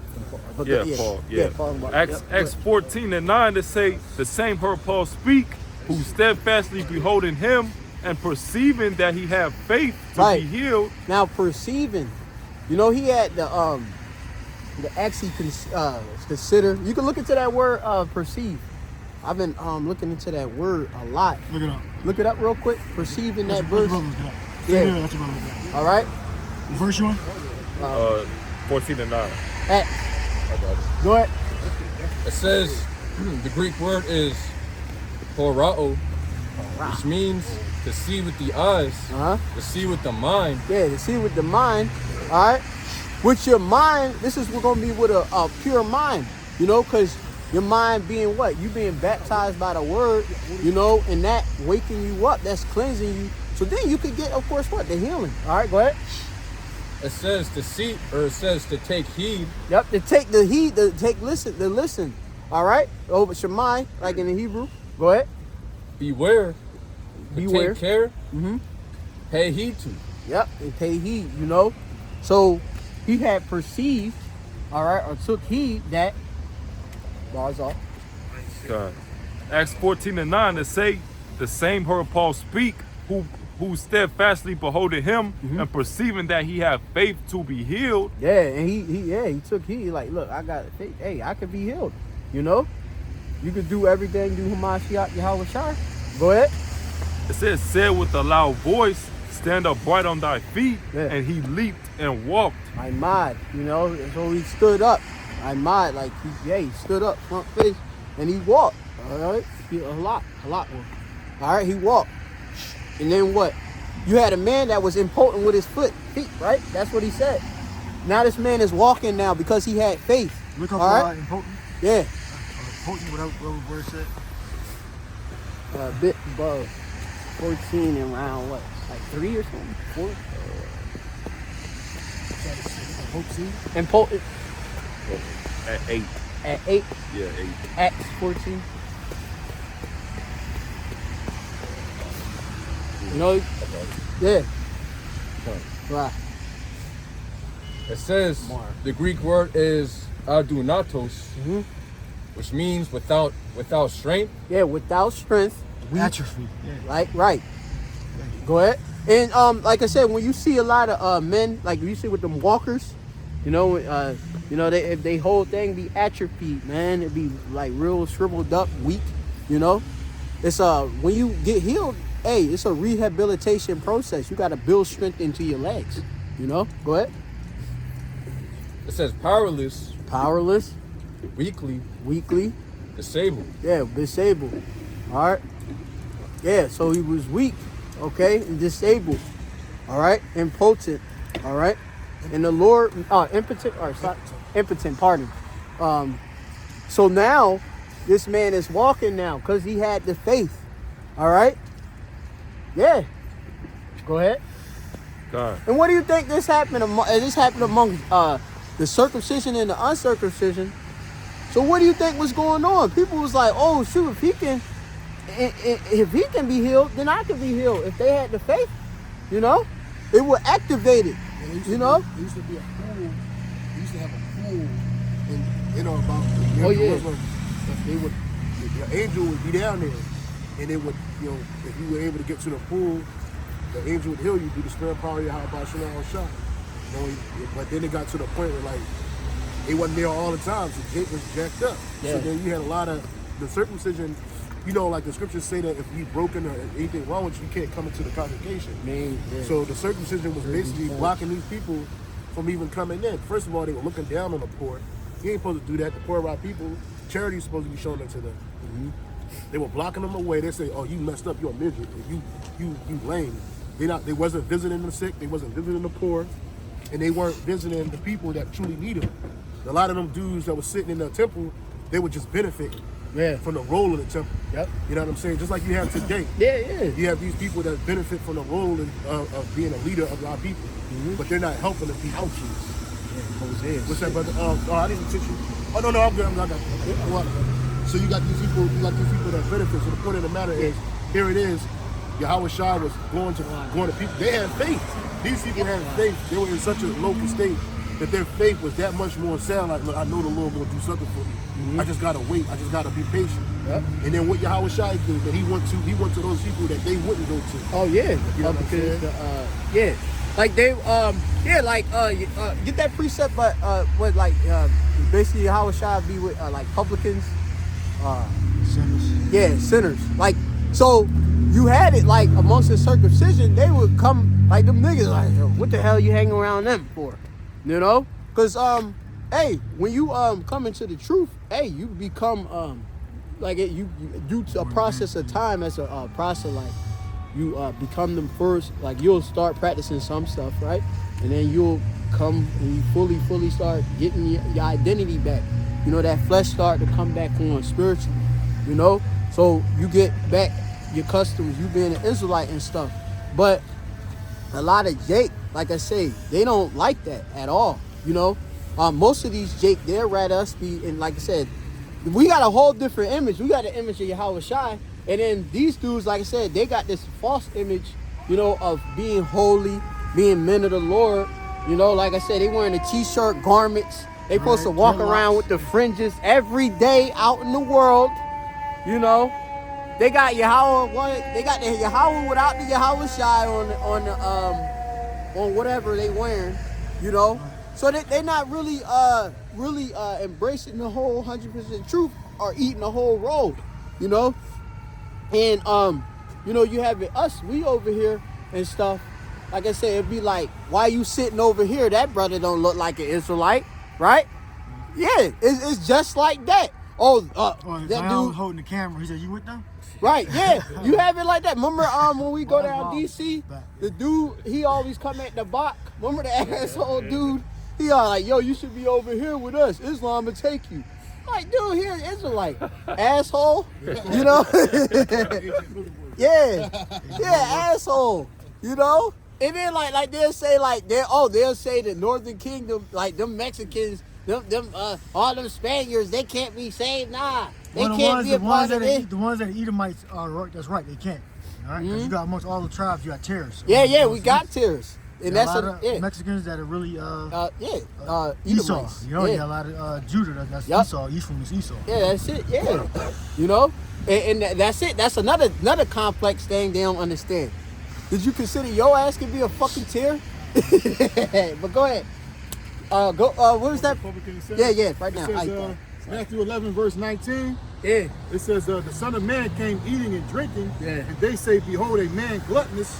And a wine bibber, a friend of publicans and sinners, but wisdom is justified of her children. Yeah, man. Yeah, go ahead. Keep going. Break it down. Going into it, so Yahweh Shai will be amongst, as you say, publicans, all right, sinners, you know, but these are ones that repented, all right. You had that, like, they would, this the dude based on his, like I said, a publican. I think that's like a tax collector. I think Matthew was a tax collector. You could double check, but he's a tax collector. Why you with him? You know, he a sinner. Oh, that dude was an adulterer and shit. I know what he done did. You know, I seen him go. He stole that other man's stuff. You know, Yahweh Shai now being with him. They don't understand. Like you can repent, and Yahweh Shai, all right, is that physician. All right, he is the physician. The physician is the cut off a long disease. All right, as it says in the Apocrypha, you know. Yeah, well, You got they something I'm didn't on? believe in the big deal was that those like the wicked other accounts. scribes and Oh, Pharisees, okay. You got they didn't something believe too? in Okay. Yahweh Yeah. Shai. Yeah, bring it. Even though he was the Messiah, it was written that he was going to come the way he came. Yep. You know, they didn't believe, so that's why when he went to those people, it was a niggas jockeying for power. Yahweh Shai wasn't even coming in that kind of spirit, like, yo, I'm gonna take your place. Yeah. He came He's humble a and prophet. yeah. You know what I'm saying? He's a prophet. But these niggas is like, all they could think about was, man, he gathered all these people to him. All these people Got gonna follow jealous. him. They're gonna make him Jealous. king. Yeah, jealousy. jealous. It was jealousy. So here it is. You know, when you talk, there were anything Yahweh Shai did, niggas was picking at it. Oh, you hanging out with publicans. Oh, you a glutton. Because the man was hungry. You know what I'm saying? Because he wasn't gonna say he was starving, but hey, he was fasting for 40 days, bro, and 40 nights. You know what I'm saying? He was taking on the sins of his people. Every time he healed somebody, he was taking on their infirmities, man. You know what I'm saying? Oh, he was a glutton, he's a wine bibber because he drank. But all this was prophesied. His teeth shall be white with milk, his eyes shall be red with wine. You know what I'm saying? So niggas didn't understand that.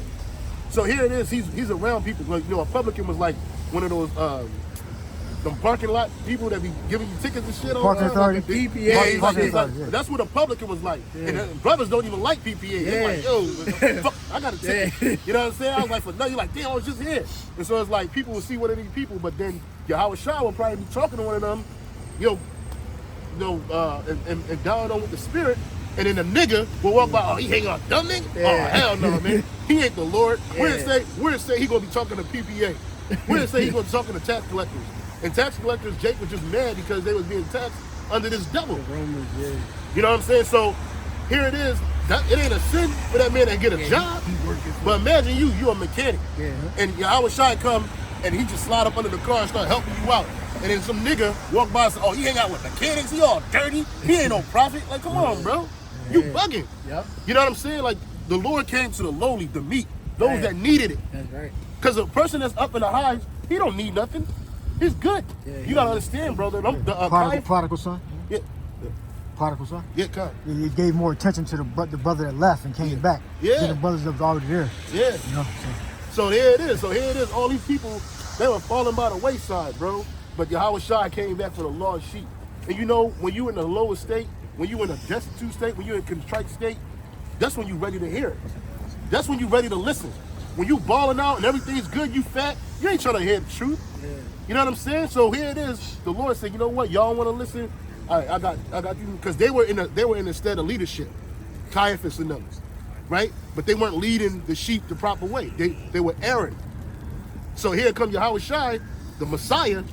He's coming like, man, you niggas, you just trying to trap me up and try to get me caught up. Let me do this. You got a precept? Yeah. I'm sorry, brother. Let me get this real quick. It says 1 Corinthians 9, verse 19. For though I be free from all men, yet I had made myself servant unto all, that I might gain the more. You know, you gotta learn how to mingle with all kind of people. Yeah. The game. Yeah. If you don't know how to communicate with all people, then you restricted in who you can bring into the state. It says verse 20, and unto the Jews I became a Jew, that I might gain the Jews. To them that are under the law, as under the law, that I might gain them that are under the law. So Paul knew how to move amongst those that was always about the law. Because remember, he was a professional in law. And he also knew how to move among them people who was all about the culture of being a Jew. He's like, look, I became all things to all men. He knew how to get on everybody's level. And that's what Yahweh Shai is doing for us. We know how to talk to certain people in certain circles, so that through the spirit and power of Yahweh Shai, we can convey this message and they can hear it. Because you can't come, and you might talk to an intellectual Jake, and you can't come that same way to a Jake that only been in third grade. All his words, big words Yeah. at first. Yeah.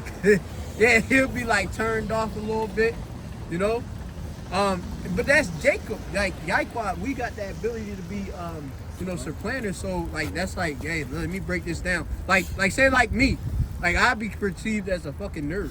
You know, but I could deal with niggas from the hood. Like niggas that be in these fucking projects and shit. I could talk to them like they ain't shit too. You know, if I gotta go there, I could go there. You know, but you gotta be able to be diverse. You know, the versatility in this truth and stuff. You know? Like I said, everybody come from all different type of walks of life in this truth, man. You know, dude might have, he making hundreds of $1,000s, now he in the truth. You know, this dude work at Burger King, you know, now he in the truth. You know, it'd be like that. You know, a dude was selling drugs or something, now he in the truth, changing his life. You know, that's how it is. You know, it's dynamic. You know. Yeah. Look at Paul. Paul was sought and has killed Israelites, man, and he was brought up out of that. The Lord visited him and said, "What, Saul, why persecutest thou me? Why it's easy for you to kick against the pricks, or why kick us out against the pricks on me?" Yeah. So like that's a good point, you know. Yeah. Yeah, it shows you that Yahweh Shemel Shai can change any man if he put his spirit on him. Yep. It don't matter how far gone you are, if you part of his, you gonna come back. Yep. You gonna hear the voice. Yeah. And then that's what we're trying to convey. You know, we out here and we speak about many different topics. We hope that those that are listening can follow. But at the end of the day, it's about repentance, and it's about salvation, and it's about judgment. And these things are major things that are happening.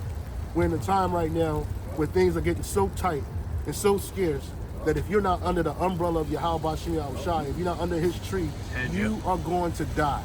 There is no question about it. I don't care how you die. When you die, it's going to be a terrible death by pain. And this is what we're trying to warn you about. We're in a position right now that the Lord has granted us an opportunity to convey this message to those that will listen. And if you don't want to listen, peace out, you're out of here. You know what I'm saying? Can I get a precept for Quan? Mine, you finished reading your scripture? You finished reading yours? Yeah, I'm done. You done? Yeah. Can I get a second Ezra chapter? I'm done with the Mode of America. We're done with that. Acts 14. Second Ezra chapter 9, verse 9. Start at 9. Second Ezra 9 and 9? Yeah. All right. Go ahead. Yeah, I got it. Yep, stop. This is second Ezra chapter 9, verse 9. Actually, You want to cover that? I got it. It says, Slovakia, second Ezra 9. I mean, you can leave it out there. Yeah, go on. All right, come on. Second Ezra chapter 9, verse 1. It says, he answered me then and said, measure thou the time diligently in itself. Right, so this is what we saying. We just was saying that. Like, no, we in a time that things are happening and it's about to get bad out here. And so you should be in a mindset of measuring the times that we're in. You should be able to look on global news. You should be able to look on global news. No, come on in, brother. You should be able to look. You one of us, man. Yes, it's like You one of us. snowing and shit, so So there's gonna be less traffic. you should be able to see the global news and be able to pick out things what's happening and line it up with the scriptures. You should be in a mindset of saying, like, look, prophecies are happening. This, that, and the third is happening, and it's lining up with the second coming of our Lord. So understanding that with these things happening, you know that it's close. Keep reading. It says, he answered me then and said, measure thou the time diligently in itself.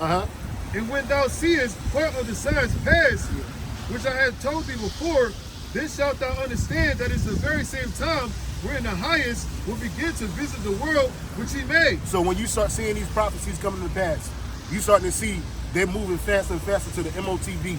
You starting to see that they're trying to lock these major cities down and turn them into smart cities. You're starting to see the financial system break down and change over to a completely digital system. You know that lines up with the chip. You're starting to see people love wax and cold. You're starting to see pestilence. Hey, brother, it was an angel that visited Miami over the weekend, bro. Like, what, 2 days ago? A day ago? A little, like, they ain't putting it on the news like that, but they said people were bugging out. Fat black woman was running. The cops was scared, shooting at it. 50 popcorn. Yeah, so here it is. And I think they showed the apparition or the thing walking. Oh, it came through? Yeah, it was walking. It was just walking. And so here it is. They try to say it was just kids with fireworks and stuff like that, but no kid with fireworks causes that much fucking smoke. That much.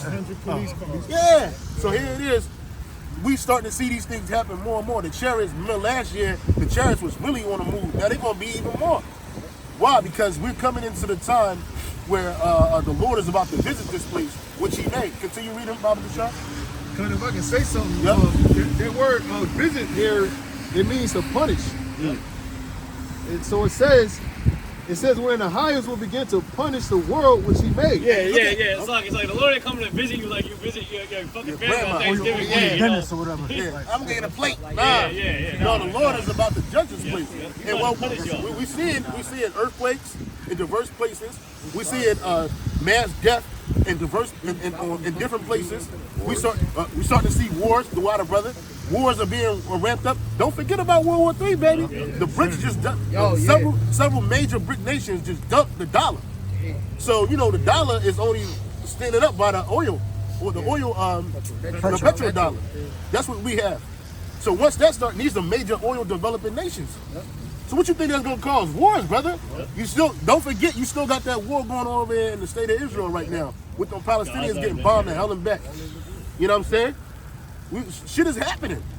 Iran was bombed or whatever. Bomb went off Iran. And Iran is looking for a reason to pop off, man. Don't forget hyperinflation. Your dollar gonna do our shit pretty soon. Yeah. We already learned shit in the way. Oh yeah. They're like taking them over, kidnapping them, taking the people captive and taking all the goods. That's right. Oh yeah. That's right. Shit is happening, brother, and it ain't stopped. Well, I was telling a brother, every year since Apostle Zahara been naming the year, still had the Apostle Zahara coin the phrase or the name or phrase of the year. Those things literally happened that year, and it ain't like it just stopped. No, brother, it just keep going. It's compiling. We initially started with the year to push. Brothers had to get the spirit on them to keep pushing these videos out, showing up the camp, doing the work, being brotherly. Push that spirit of Yahweh Bashim Yahweh Shai. You ain't stopped that. In fact, it just ramped up. Brothers doing videos weekly, daily. And this brother, Zaquan, he was always sharing different videos or topics, articles with me, and I'm all the way in Hawaii. You think the Lord ain't seeing that? That's giving you the spirit of, hey, do a video. Put this out.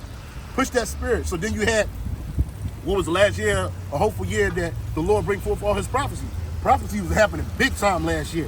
And we only in what, the first week of January 2024? Shit is going live. You had that earthquake in Japan. Yeah. I don't know if y'all mentioned that. Yeah. Because they came out and said that they had irrefutable evidence that the C-19 was man-made. And after they said that, then all these earthquakes start hitting. Yeah, there you go, attacking them. You see that shit that happened in Maui last year? The motherfuckers still trying to pull it together from that damn that weapons that happened over there. They keeping their property? They keeping their property? Some people are. Some people selling it. A lot of people selling that shit. But a lot of them spots that got hit was people that was under landlords. So the landlords is trying to get that shit out of there. They ain't building no new houses over there for them people, man. Go ahead, brother. And I got a precept for the second verse in the second Exodus. This is real quick. Isaiah 13:11. And it says, and I will punish the world for their evil and the wicked for their iniquity. And that's what the Lord is doing. You see people getting put to death, that's punishment. You see people losing their livelihoods, their wealth, that's punishment. You know what I'm saying? It's starting with the Israelites. It's starting with the other nations too. What you thought they was going? You gonna walk in the sunset, off in the sunset, and everything was gonna be cool? You was going, no, if you ain't part of the super elite, you ain't finna stave off of that portion of destruction. You know what I'm saying? So you gonna get it. Go ahead. Yep. And I will cause the arrogancy of the proud to cease. And I will cause the arrogancy of the proud to cease. This place is extremely proud, man. This nigga Joe Biden said last year, right towards the end of it, talking about some America has more than enough firepower to fight wars. Multiple fronts. Multiple fronts. Yeah. He said, we're the United States of America. Yeah. You know what I'm saying? Like, bro, you know who you dealing with? You know what I'm saying? If it get that bad, they'll just bomb you to Baghdad in hell. Damn. You know what I'm saying? That's how they feel. You know, they got a problem with people getting into the military. Don't nobody want to go to the military no more. We brought down last week the statistic from the military. Yeah. You know, that had to be like 40%. Like, you know. When I was in the military, bro, it felt like everybody wanted to go because that was right around September 11th. Everybody was in that motherfucker. They had niggas that had felonies, niggas that had. If you didn't have a body on your record, you was in the military, bro. And then it was all patriotic. Nobody's patriotic no more. Nobody wants to join this man's military because the realness starting to show. Then you got the army, the military is weak. They got to keep modifying the physical acceptance level for this shit. Most of these kids are on drugs. Niggas is getting high every day. They ain't trying to do no damn push-ups. Yeah, exactly. They're gonna be looking like Pookie and shit. Yeah. You know, Scotty had to doing them push-ups and shit. He like this shit. You know what I'm saying? Trying to get it together. And when he barely gets clean, as soon as he get injured in the military, they give you that oxycodone. It's a rat. Back on the pills again. Go ahead. Yep. And it says, it will lay low the haughtiness of the terrible. And you're gonna lay low the haughtiness of the terrible. And Esau, you're the terrible. He's gonna lay hold against the haughtiness of you, man. You're the problem. Because as the king is, so is officers. As the ruler of the city is, so are the inhabitants thereof. Go ahead, brother. Yep. Back in 2nd Ezra chapter 2 and 3, it says, therefore, 2 and 3. Salaki. It says, therefore, when there shall be seen earthquakes and uproars of the people, then shalt thou well understand that the Most High spake of those things from the days that were before thee. Yeah, that's 2nd Ezra 9, 2 and 3. That's right. So he spoke of these things. And that's the thing. It ain't gonna come as a surprise to us, brothers. Because it was already written. We was talking about it. We was bringing it out. These are the things that the Lord said was going to happen. That's why the Bible is the most accurate book on the planet Earth. This dude talking about the Quran. Ain't nothing in the Quran. Not one prophecy, man. I did a video on that last week. This damn Muhammad dude talking about one of the prophecies that he did was that he put some water in his mouth and he spit it back into a fountain and a fountain overflowed. And that was a prophecy. That ain't no prophecy, bro. That's some bullshit. So again, the only book on this planet Earth that tells you about things that are going to happen before they happen, significant things that are going to affect both the earth as well as the children of Israel is the Bible. Go ahead. Yep. It says, read it again, then shalt thou well understand that the Most High spake of those things from the days that were before thee, even from the beginning. Before we was born, brother. From the beginning of the earth. Before all this happened, he was speaking about this, bro. Hey, I brought it out. I read this in a Josephus on my way here. Adam prophesied about the flood, man, and about the fire that's coming. He said the earth was going to be enveloped in fire and in water. So even Yahweh Shai, when he was Adam, was prophesying about that. But it wasn't until his son Noah came that it was like, Noah is obviously great-great-grandson of Adam. He came and the Lord put the spirit on him and chose him to prophesy, look, it's going to rain, it's going to rain, it's going to rain. The earth is going to be flooded by water. People couldn't see that. The sons of power couldn't see it. The heathen that were about them couldn't see it. I mean, the sons of men, they wouldn't believe it. Rain, it never rains. What happened? Check the traffic. Check on your phone. Check the traffic. Precept. Yeah, bring it up, man. It says Romans 15 verse 4. It said, for whatsoever things were written aforetime were written for our learning. They were written for our learning so that we can understand it and learn from what was said. Go ahead. That we through patience and comfort of the scriptures might have hope. Right, because you look at the condition that the prophets were in. You know what I'm saying? When we are put in those positions, we remember, hey, Yahweh Shai saved, Yahweh Shai saved many prophets. You did this, you did that. And we can reference that. And we know that if we hope and we believe in Yahweh Shai, He's going to deliver us too. You know what I'm saying? So we think about Daniel and the lion's den. We think about Habakkuk being transferred from one place in Israel all the way to Babylon, somewhere he'd never been before. He was just cooking in the house. He snatched him aggressively. Yeah, and he took him to Babylon. And he said, Daniel, here's all your food. And Daniel, he's like, oh Lord, you heard my prayer. You know what I'm saying? You think about my man Jonah. He was in that fucking the belly of that fish, which was his hell, for 3 days. But he was delivered. He spit out. He said, Lord, I'm gonna do what you told me to do. But I ain't gonna run from it this time, because that was hell. But he delivered from that. You think about Shadrach, Meshach, and Abednego. They were thrown into the hottest flames, man. And Jake think like when he read it, you look at Esau trying to depict it, and it looks weird. No, but that really happened, man. And then Yahweh Shai was amongst them in that fire. Yep. And when they got pulled out of the fire, they neither smelled like smoke, neither were their garments burnt. So you think about Paul, when Paul was locked up. Peter was locked up. And the angel kicked him. It's like, yo, get up. And then the shackles fell from him, and he got out. Imagine us being booked, bro. You know what I'm saying? We shackle hand and feet, because, now they're going to start shackling Jake niggas. Jake hand and feet, because it's flying like nigga in the judge's chambers and shit. You know what I'm saying? As soon as you go up in there, you're going to be chained up. But imagine an angel tapping you like, yo, come on, let's go. You ain't going to be like, where we going? them chains gonna fall, you following, bro. So that's the kind of spirit, that's that hope. We're not hopeless out here. Jake out here in the world, they're gonna be hopeless when this thing go down. Go ahead, brother. Yep. 2nd Ezra chapter 9, verse 5. Yep. For like as all that is made in the world have a beginning, Yep. and an end, and the end is manifest. Yes, like all things that have a beginning and the end is manifest. This is the end, brothers. This is it. After this, we ain't never gonna have to go through this again, bro. Right. After this, we ain't never gonna be oppressed again. This is the end. This is the end manifesting right in front of us. Go ahead. You bring it out, brother. Bring it out. Because we at the point, brothers. This thing is hitting the head, and it was only a matter of time. And now we seeing it happen with our own eyes, brothers. We all witnesses.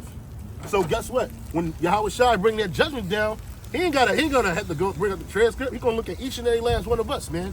Like, yo, they was there. We was there. You know how Jake was like, yo, bro, I was really there. I was really there, man. I seen it. So like, they can't take that away from you. You're a human stenographer, man. You're an Israelite stenographer. Word for word. Everything that happened to you in your life is judgment to this man. Everything that you went through, all the stuff you had to suffer. They talk about eating GMO food. This nigga try to stand up and say, I didn't give him GMO. Look at this man's body. Yeah. Right here. Go ahead, brother. Yo, this is Revelation chapter 21, verse 3. And it says, and I heard a great voice out of heaven saying, behold, the tabernacle of the Most High is with men. It's with men. Yep. What? And he will dwell with them, and they shall be his people. And the Most High himself shall be with them and be their power. And that's what he is. First of all, it starts with us, brothers. You got these jakes that's worried about the black woman, that's worried about the Latin woman, mainly the nigga woman. You know what I'm saying? Like, bro, she is nothing in the grand scheme of things. And it's just what it is. If she's your woman, brother, that's your woman. She don't rule you. She's not a significant player in this. The Lord's tabernacle is with men. And he will be their God. He will say he's their people. And what men is he talking about on the earth? The Israelite men, the elect Israelite men. Okay? He ain't with the Edomite man, the Moabite, the Hamite man, the Ishmaelite man. Go ahead. Yep, got another piece of it. This is Isaiah 13, verse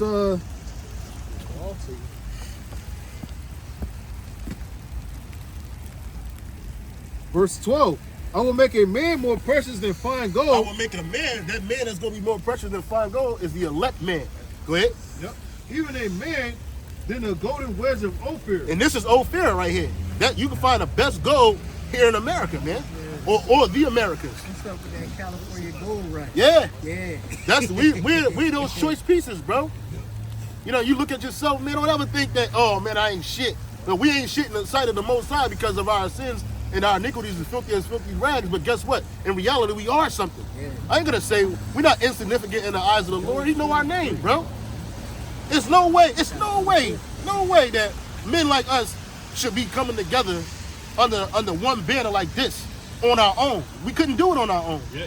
The spirit of Yahweh Shai had to dictate this, bro. Each and every one of you, no matter how old you are, no matter how young you are, no matter where you was at in station of life, the spirit of you heard the voice of the Lord, and then you came together with some brothers, and it seemed like total randomness, but it wasn't. I'll give a great example. I was telling brothers the story of Elder Yashawamba and Elder Monagon. When I was in the world, and they were in the world, we were in the world together, but I didn't know them. I was in an organization, and we had a chapter in Virginia State University, and it was only two brothers on that campus. So one of the brothers that lived in the dorm was Elder Monagon's dorm mate. So I'm all up in Elder Monagon's room, hanging out, bullshitting, and didn't know this man was a future man of the Lord. He was asleep, I was asleep. And I was at Grambling University, the same organization, the night that Elder Yashawamba went over in his organization. I was in the same room with this man, bro. I didn't know he was a future man of the Lord. He didn't know I was a future man of the Lord. We just, our spirits were navigated around each other. And you'd be surprised that how many degrees of separation you brothers are from one another. You probably walked by Jake, you know what I'm saying? He was in the world doing his thing, and you probably just walked by like it was nothing. But you didn't know that the Lord had a spiritual job for each and every one of you to do. We're brothers. We're kindred spirits. Lord willing, we endure to the end. Well, I'm gonna add to that a little small testimony quickly. You know, a lot of us heads, man. We you know, other than basically me and the bot, the head of the camp, you know, we brothers were like that. The other heads are like that. We've never known each other, right? We all kind of came together in that same like manner. In so much that we were accused of basically being high school fucking friends or something like that. We never met each other in no damn high school. You know what I mean? Like, so, but that's the kind of connection that we had through the spirit that we didn't have, like, really, you know, until we got, you know, into this truth. That's kind of what you had. That's what when it talks about being brotherly, like we really are like flesh and blood in the spirit, you know. Yeah, because the spirit of prophecy is subject to the prophet. Yep. So the same men that we are now, we walk this same path in our previous lives. Yep. We'll wrap up with 15 minutes. Yeah, we are. What's that? 15 minutes. Okay. Yeah, I won't go too deep into the story, but when I met this brother, when I seen his brother's videos on Daily Motion in Philly, it just was inquiring in the spirit to see where this brother's at, how far of a drive it was. It ended up being 2.5 hours to say, yo, I said to the box, like, yo, there's a brother in Philly speaking. You know, he's speaking under the banner GMS. We should go down there and teach with him. Bro, for that point on, we drove down there, and you know, that's his history. We got Yakalba, you know, to end up joining and all that, and we established a very momentum camp, you know, under Yahweh Shema Shah, you know, all through the spirit of Yahweh Shema Shah. Yeah, one of the biggest things, Elder Zakar from the main camp, he always references you brothers in Philly, man. Oh yeah. He's like, when I see the Bach and his brother, he was like, man, I remember when they were kids. Yep. And that's what it felt like. Y'all was like, he said y'all didn't have beards. Yep. He said, now look at them, man. He said, now look at them. I think the first time I came up there was Passover. I think that was what he said. Yep. But that's not the first time he's recited that story to me. But I listened because it's like I could hear the joy in his heart. Because they were young coming in this faith, man. And then to see brothers mature and to see brothers still with it, not give up, that's a beautiful thing. You know? And likewise with the brother. I wish the brother Kahai was here. You know, the Lord had other plans. But bro, I was like, when I see this brother, I was like, damn, man, this brother's here with me, bro. I remember it was just me, bro. It was 5 fucking long years, bro. Yeah. It felt like 5 long years. Yeah. But it was short. And by the time I started really complaining about having somebody with me, the Lord had this brother on his journey. Yep. He walked to the camp, to the main camp, and he was like, yo, I'm about to move to Hawaii. And the elders and brothers over there said, yo, we got a brother in Hawaii, man. You can link up with him. As soon as he came to the camp, it was like I knew this man from a previous lifetime or something, bro. I was like, thank you, Lord. You heard my prayer. While I was crying, he was preparing. So think about that, brothers. When we catching hell and we going through shit and we complaining and crying, you don't know what the Lord is preparing for you on the other side, man. Right now, he's preparing people, men, women, resources that you ain't even ready for, bro. Skill sets. Yeah. Skill sets. Brother's gonna be, I'm telling you, bro. I'm telling you, just be prepared. Go ahead, brother. Keep reading, bro. Bring it out, bro. We got 15 minutes. Let's go. It's like it. This is Micah 7:8. It says, rejoice not against me, O my enemy, when I fall. I shall arise when I sit in darkness. Yahweh shall be a light unto me. Yahweh, Bashim Yahushua, shall be a light unto me. Because, brother, when this shit go down, brother, we going, knowledge and wisdom shall be the stability of our time. All this going, we play like a banging mixtape. Like, oh, and then you're gonna be straight. You gonna have a light while everybody else is moving in darkness. Go ahead. Yep. I will bear the indignation of Yahweh because I have sinned against him. And that's wisdom. You start to realize I'm the one that messed up. I'm the one that sinned against the Lord. So everything that I go through, I'm gonna bear with it because I sinned against him. But go ahead. Yep. Until he plead my cause. Until he what? Plead my cause. Judge my cause. He gonna hear me and say, look, oh, that's my boy right there. That's my son right there, yo. Just like he did with Yahushua, bro. Hey, Yahushua knew he messed up as King Solomon, bro. That wasn't for everybody to know, but he said one that's greater than him is here. And he knew why he had to suffer what he suffered. It said in Hebrews, he suffered for his sins, then ours, man. You know? Likewise, so we go through shit, brother. We just waiting for the Lord to plead our cause, because he ain't forget it. Go ahead. Yep, until he plead my cause and execute judgment for me, he will bring me forth to the light, and I shall behold his righteousness. And that's what we're waiting on. He brought us to the light. The truth is the light. You know what I'm saying? So he's gonna defend us. You know, he ain't gonna let us get rolled on like that. Even if we get captured. So what? the Lord's going to take care of us, bro. It ain't enough for brothers to be going out swinging and banging. No, go like Yahweh shine like a sheep, bro. All right, no problem. Yeah. And that light's important, man. That helps you navigate through the darkness, man. It do. Imagine being in pitch darkness, you don't know where to go to. Yeah. The elect, man, they have the light. They have the light, they know where to go. You know? That's right, the rest of these people, they don't got no light. So they're walking in complete darkness and running into shit. You know, they're going to be completely assed out when the missiles come, or before the missiles come, when Jacob's trouble comes. That's right. They're going to know where to go. Yep. As soon as they see the chip, they're going to run straight to that. Yep. They ain't going to be like, they ain't going to have to know how to say, you know what? Let me have some faith in the Lord. These Christians going to call themselves going to Jesus, and Jesus going to lead them right to the chip. Yep. Yeah. It's a dark room. They see dark, even more dark, and that's where they're going to lead themselves to. That must be the right way to go, in the darkness. Yeah, that pitch in the black. darkness. Yeah. That pitch black where you can't see nothing. Yep. And that's what this world is, bro. Go ahead, brother. Yeah, because it said those that consent unto them shall be had in derision and trodden underfoot. That's right. And that's what's going to happen. They're going to be had, meaning they're going to be tricked. They're going to be deceived by them. And what's going to happen? They're going to be trodden down under the foot.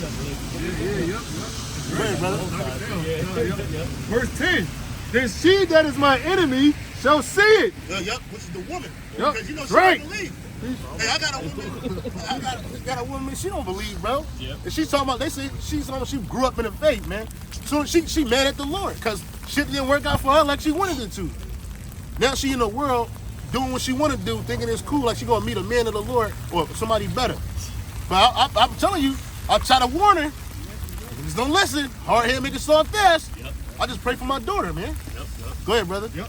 Then she that is my enemy shall see it, and shame shall cover her, I'm sorry, go ahead. which said unto me, where is the Lord thy power? And that's right. Because, like, when you I don't know if you brothers ever been in a situation like that. You catching hell, your woman like, well, where's God at now? Where's your God at now? You know what I'm saying? Where's all that spiritual stuff that you've been talking about now? Like, it's coming, bitch. You're just wait. You know what I'm saying? Be patient. You know what I'm saying? And it's gonna come when I walk out that door, bitch. And what's a good representation of that? Job's wife, Yeah, right? Job. Yeah, she said, curse the Most High and die. Yeah, yep. Now, normally, if a man did that, the Lord would have killed his ass. Yep. But the Lord knew that this bitch was simple, and Job was like, you sound like one of the silly women. You know what I'm saying? Satan was trying to use her to shake his faith, and that's what he does with your woman.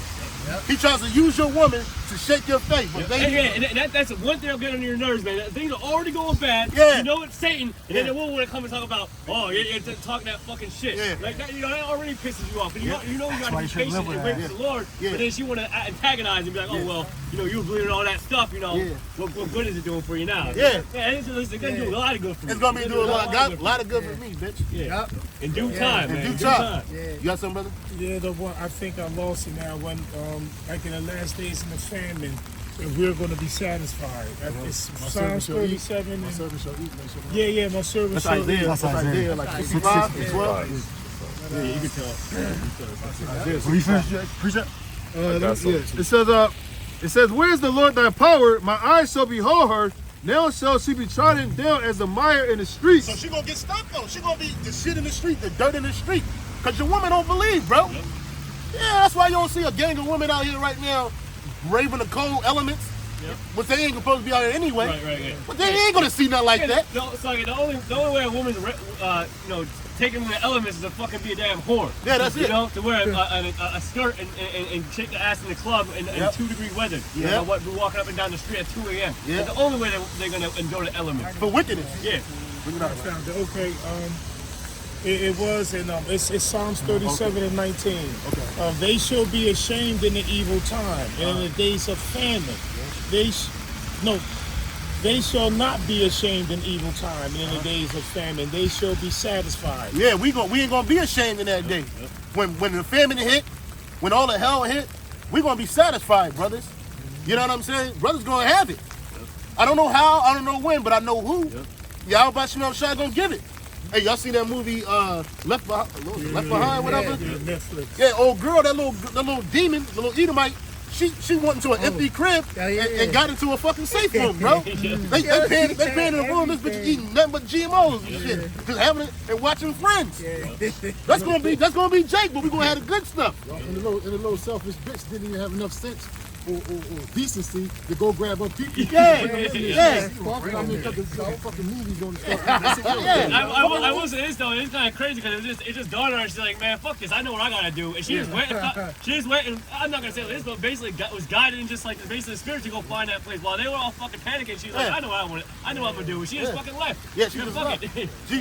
She saw the house. Nobody wanted to go to the house. Yeah. And dude was telling the black dude, like, yo, go to that one spot. They built the shop. You ain't coming in here, but you can go to that one spot. And you notice the wealthy, they prepared for that, but they were nowhere to be found. So that's gonna be Jake. Yeah, for our sake. Yeah. That's gonna be for our sake. When we part of the elect. And everywhere we at, brothers, there's safe houses, man. We don't know who got them, but everywhere we at, there's strong rooms with all kinds of shit. You know how Jake be like, oh man, it was all kinds of shit up there. I said, this. I was like, shit. I wish I had a phone, bro. But hey, that's for you and your family and your wives, because there are women. I'm reading that out good. When you read Isaiah 4:1, it's in the NLT. It says a group of women they're gonna fight for one man, saying, "Marry us," so that we won't be basically categorized as old maids. Now, you think about it.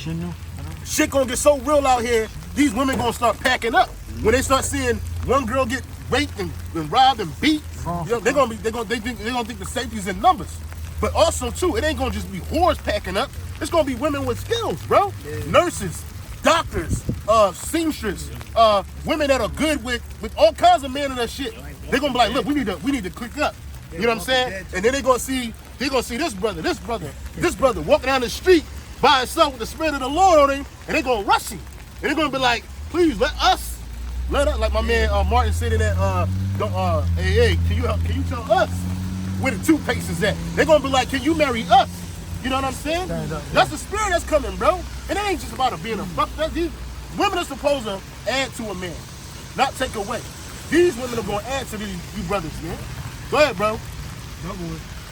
Zechariah 8:23, it says, thus saith Yahweh B'Shem Yahushua, in those days it shall come to pass that 10 men shall take hold of all languages of the nations, even take hold of the skirt of him that is a Jew, saying, we will go with you, for we have heard that God is with you. Yeah, God is with you. That's right. That's NLT or another one? It's KJV. Zechariah 8:23. So let's go back to Second Ezra 9. Yep. Second Ezra chapter 9, verse 6. It says, even so, the times also of the highest have plain beginnings and wonders. Yeah, it's plain to see. It's plain to see what's happening, brothers. Go ahead, read it again. Oh yeah, also pay attention to turning the ice. On the okay, brother. brother. Pay attention. It says, even so, the times also of the highest have plain beginnings and wonders and powerful works and endings and effects and signs. So these prophecies are plain, and they have many mighty works and signs. But you got to have eyes to see and ears to hear. And not everybody has that. And that's what we're trying to explain. Not every man in Israel is worthy to have this understanding, bro. Not every man. You know? Go ahead. Yep. And it says that everyone that shall be saved and shall be able to escape by his works and by faith, whereby ye have believed. Yep, but that's how you're going to escape. No, and that's an important point. And this is an apocrypha. It says by faith and by works. You need where both. Where they have believed. Yeah. Because those things allow you to believe, man. Yep. Hey, they take faith to come out here in this fucking violent ass city. It take faith. And it take work. It take work, bro. Yeah. I think I got a flat on my tire, bro. Damn. You know what I'm saying? The light came on as soon as I got in the whip. Just from just here. Driving. Just being here. You're just there. Yeah. You know what I'm saying? And that's the thing, is it's never an easy thing. That's why it's work. Yeah, it's never work. just coming out, you know, it's beautiful, the perfect weather. Yeah. It's the perfect weather. You ain't sweating, you ain't freezing. Yeah. It's never that, man. Yeah. It's always some sort of work to just get here and to do it. You know, you can't just treat peacefully. Yeah. You gotta have to deal with some asshole come up here and talk shit. Like it's a workful thing. Yeah. And we do it through faith. Yeah. So those things, and when you do these things, when you mix your faith with works, I forget which prophet, but he said that, I don't know what James with faith. No, not that one. He said, show me your works without faith, and I will show you my faith with works, man. Yeah. You know what I'm saying? You ain't got to get it, but the point of the matter is, it takes both of those things. You can't just have faith And then you can't just have works. Yep. Because you can't buy your way into the kingdom of heaven.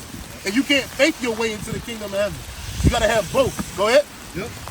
Read it again. It says that everyone that shall be saved and shall be able to escape by his works and by faith whereby ye have believed shall be preserved from the sad perils. Shall be preserved from the sad perils. And we know some of those sad perils. The famine, the destruction, the nuclear fire. That also means one was it? I don't know, it was Elder Copper. You sent me a video of they blew up a fucking gas. Yeah, that's him. Yeah. 100 gallons of fucking gas, and the nigga said, ooh, he said, ooh, I like that. I'm like, no, nigga, if you in it, you ain't gonna like it. You're gonna be preserved from the sentence. And that was a symbol of the future to come. Go ahead, brother. Yep, come. It says, shall be preserved from the sad perils and shall see my salvation in my land. And shall see my salvation in my land. And that's what we're going to see. We're going to see the salvation of Yahweh Bashim Yahushua when we get to that land. That's it, baby. Once we hit the chariots, from out of Yahweh Bashim Yahushua, man, we made it. Go ahead. Yep. And shall see my salvation in my land and within my borders. For I have sanctified them for me. He has sanctified. He set us apart for him. He said, I'm going to take this, y'all can take that. These are mine. Go ahead. Yep. For I have sanctified them for me from the beginning.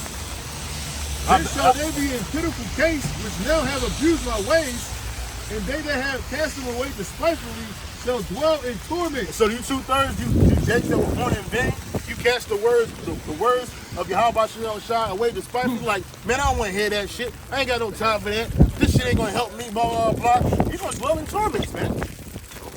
You know what I'm saying? You're gonna dwell in deep torments. You know what I'm saying? Go ahead. Yep.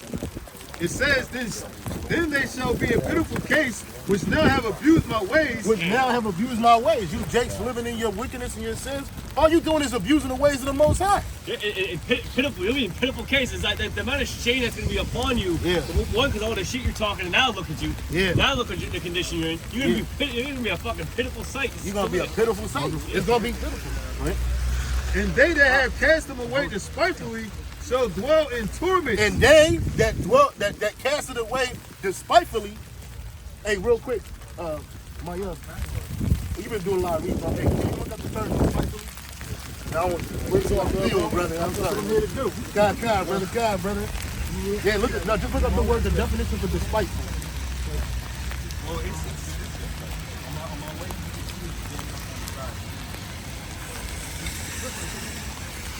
Despiteful.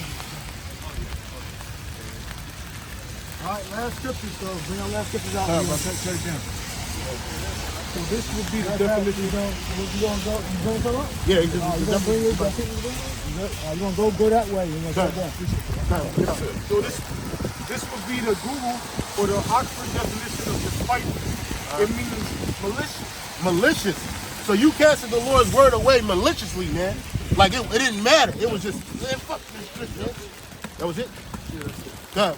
Yeah, and another thing with maliciousness, like there's a lot of people that use like the scriptures like in an evil manner, like women who like blackball brothers because of the scriptures. Like there's some brothers that are pretty fucked up because the women use that as like a malicious intent. Like, oh well, this brother in this and they lost their job and all that. And just many ways of that maliciousness, man. That's just one of many. They try to take away your fucking ability to fucking move around. Yep. Passports and all type of shit. Evil, man. Try to take away, like you say, like your whole life setup. Like job attempt. Lord kept. To me, I can say Lord kept my job, but then he fucked it up with what like jujitsu and shit. Yep. Hey, fuck it. It is what it is. Charge to the game. You know what I mean? Charge to the game. This 2nd Ezra chapter 2 and 27, it says, be not weary, for when the day of trouble and heaviness cometh, others shall weep and be sorrowful, but thou shalt be merry and have abundance. Others shall weep and be sorrowful, but thou shalt be what? But thou shalt be merry and have abundance. We're going to be merry, we're going to be happy, and we're going to have abundance. Because you see it now. You like, damn, these niggas got mountains of cash to do certain shit and get access, and brothers barely have enough to make it. Well, guess what? The role's going to be reversed in that case. And we're going to be happy.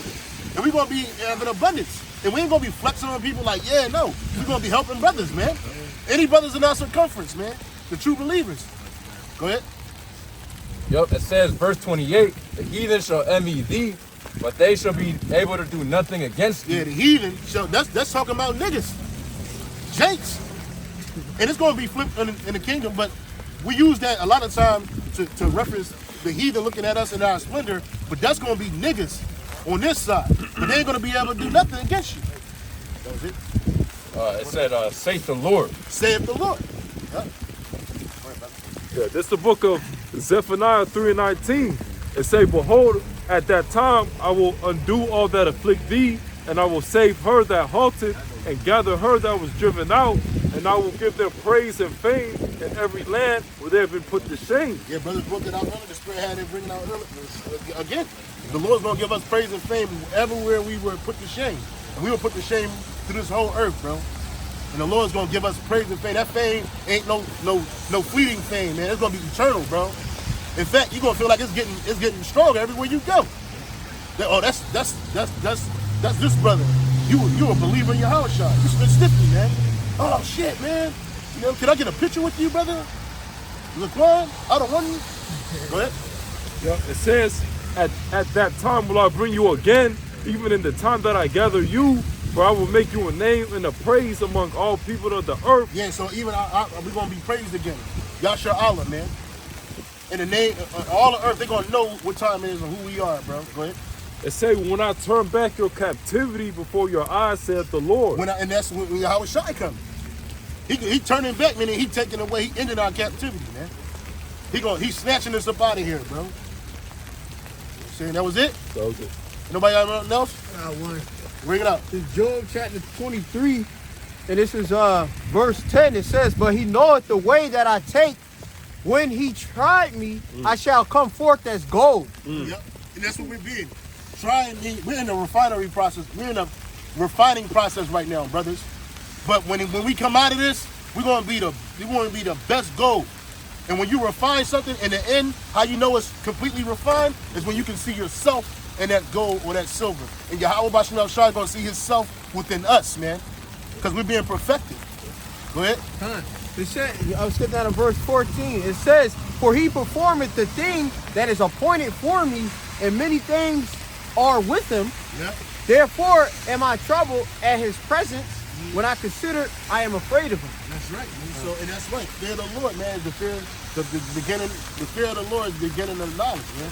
Wisdom. That was it? Yep. Hey, so with that, we'll give all praise, honor, and glory to Yahweh, Bashem, Yahweh Shai, Bashem, Rakakadash. Say double honor to the apostles and shalom to the elect. Shalom. Cut that off.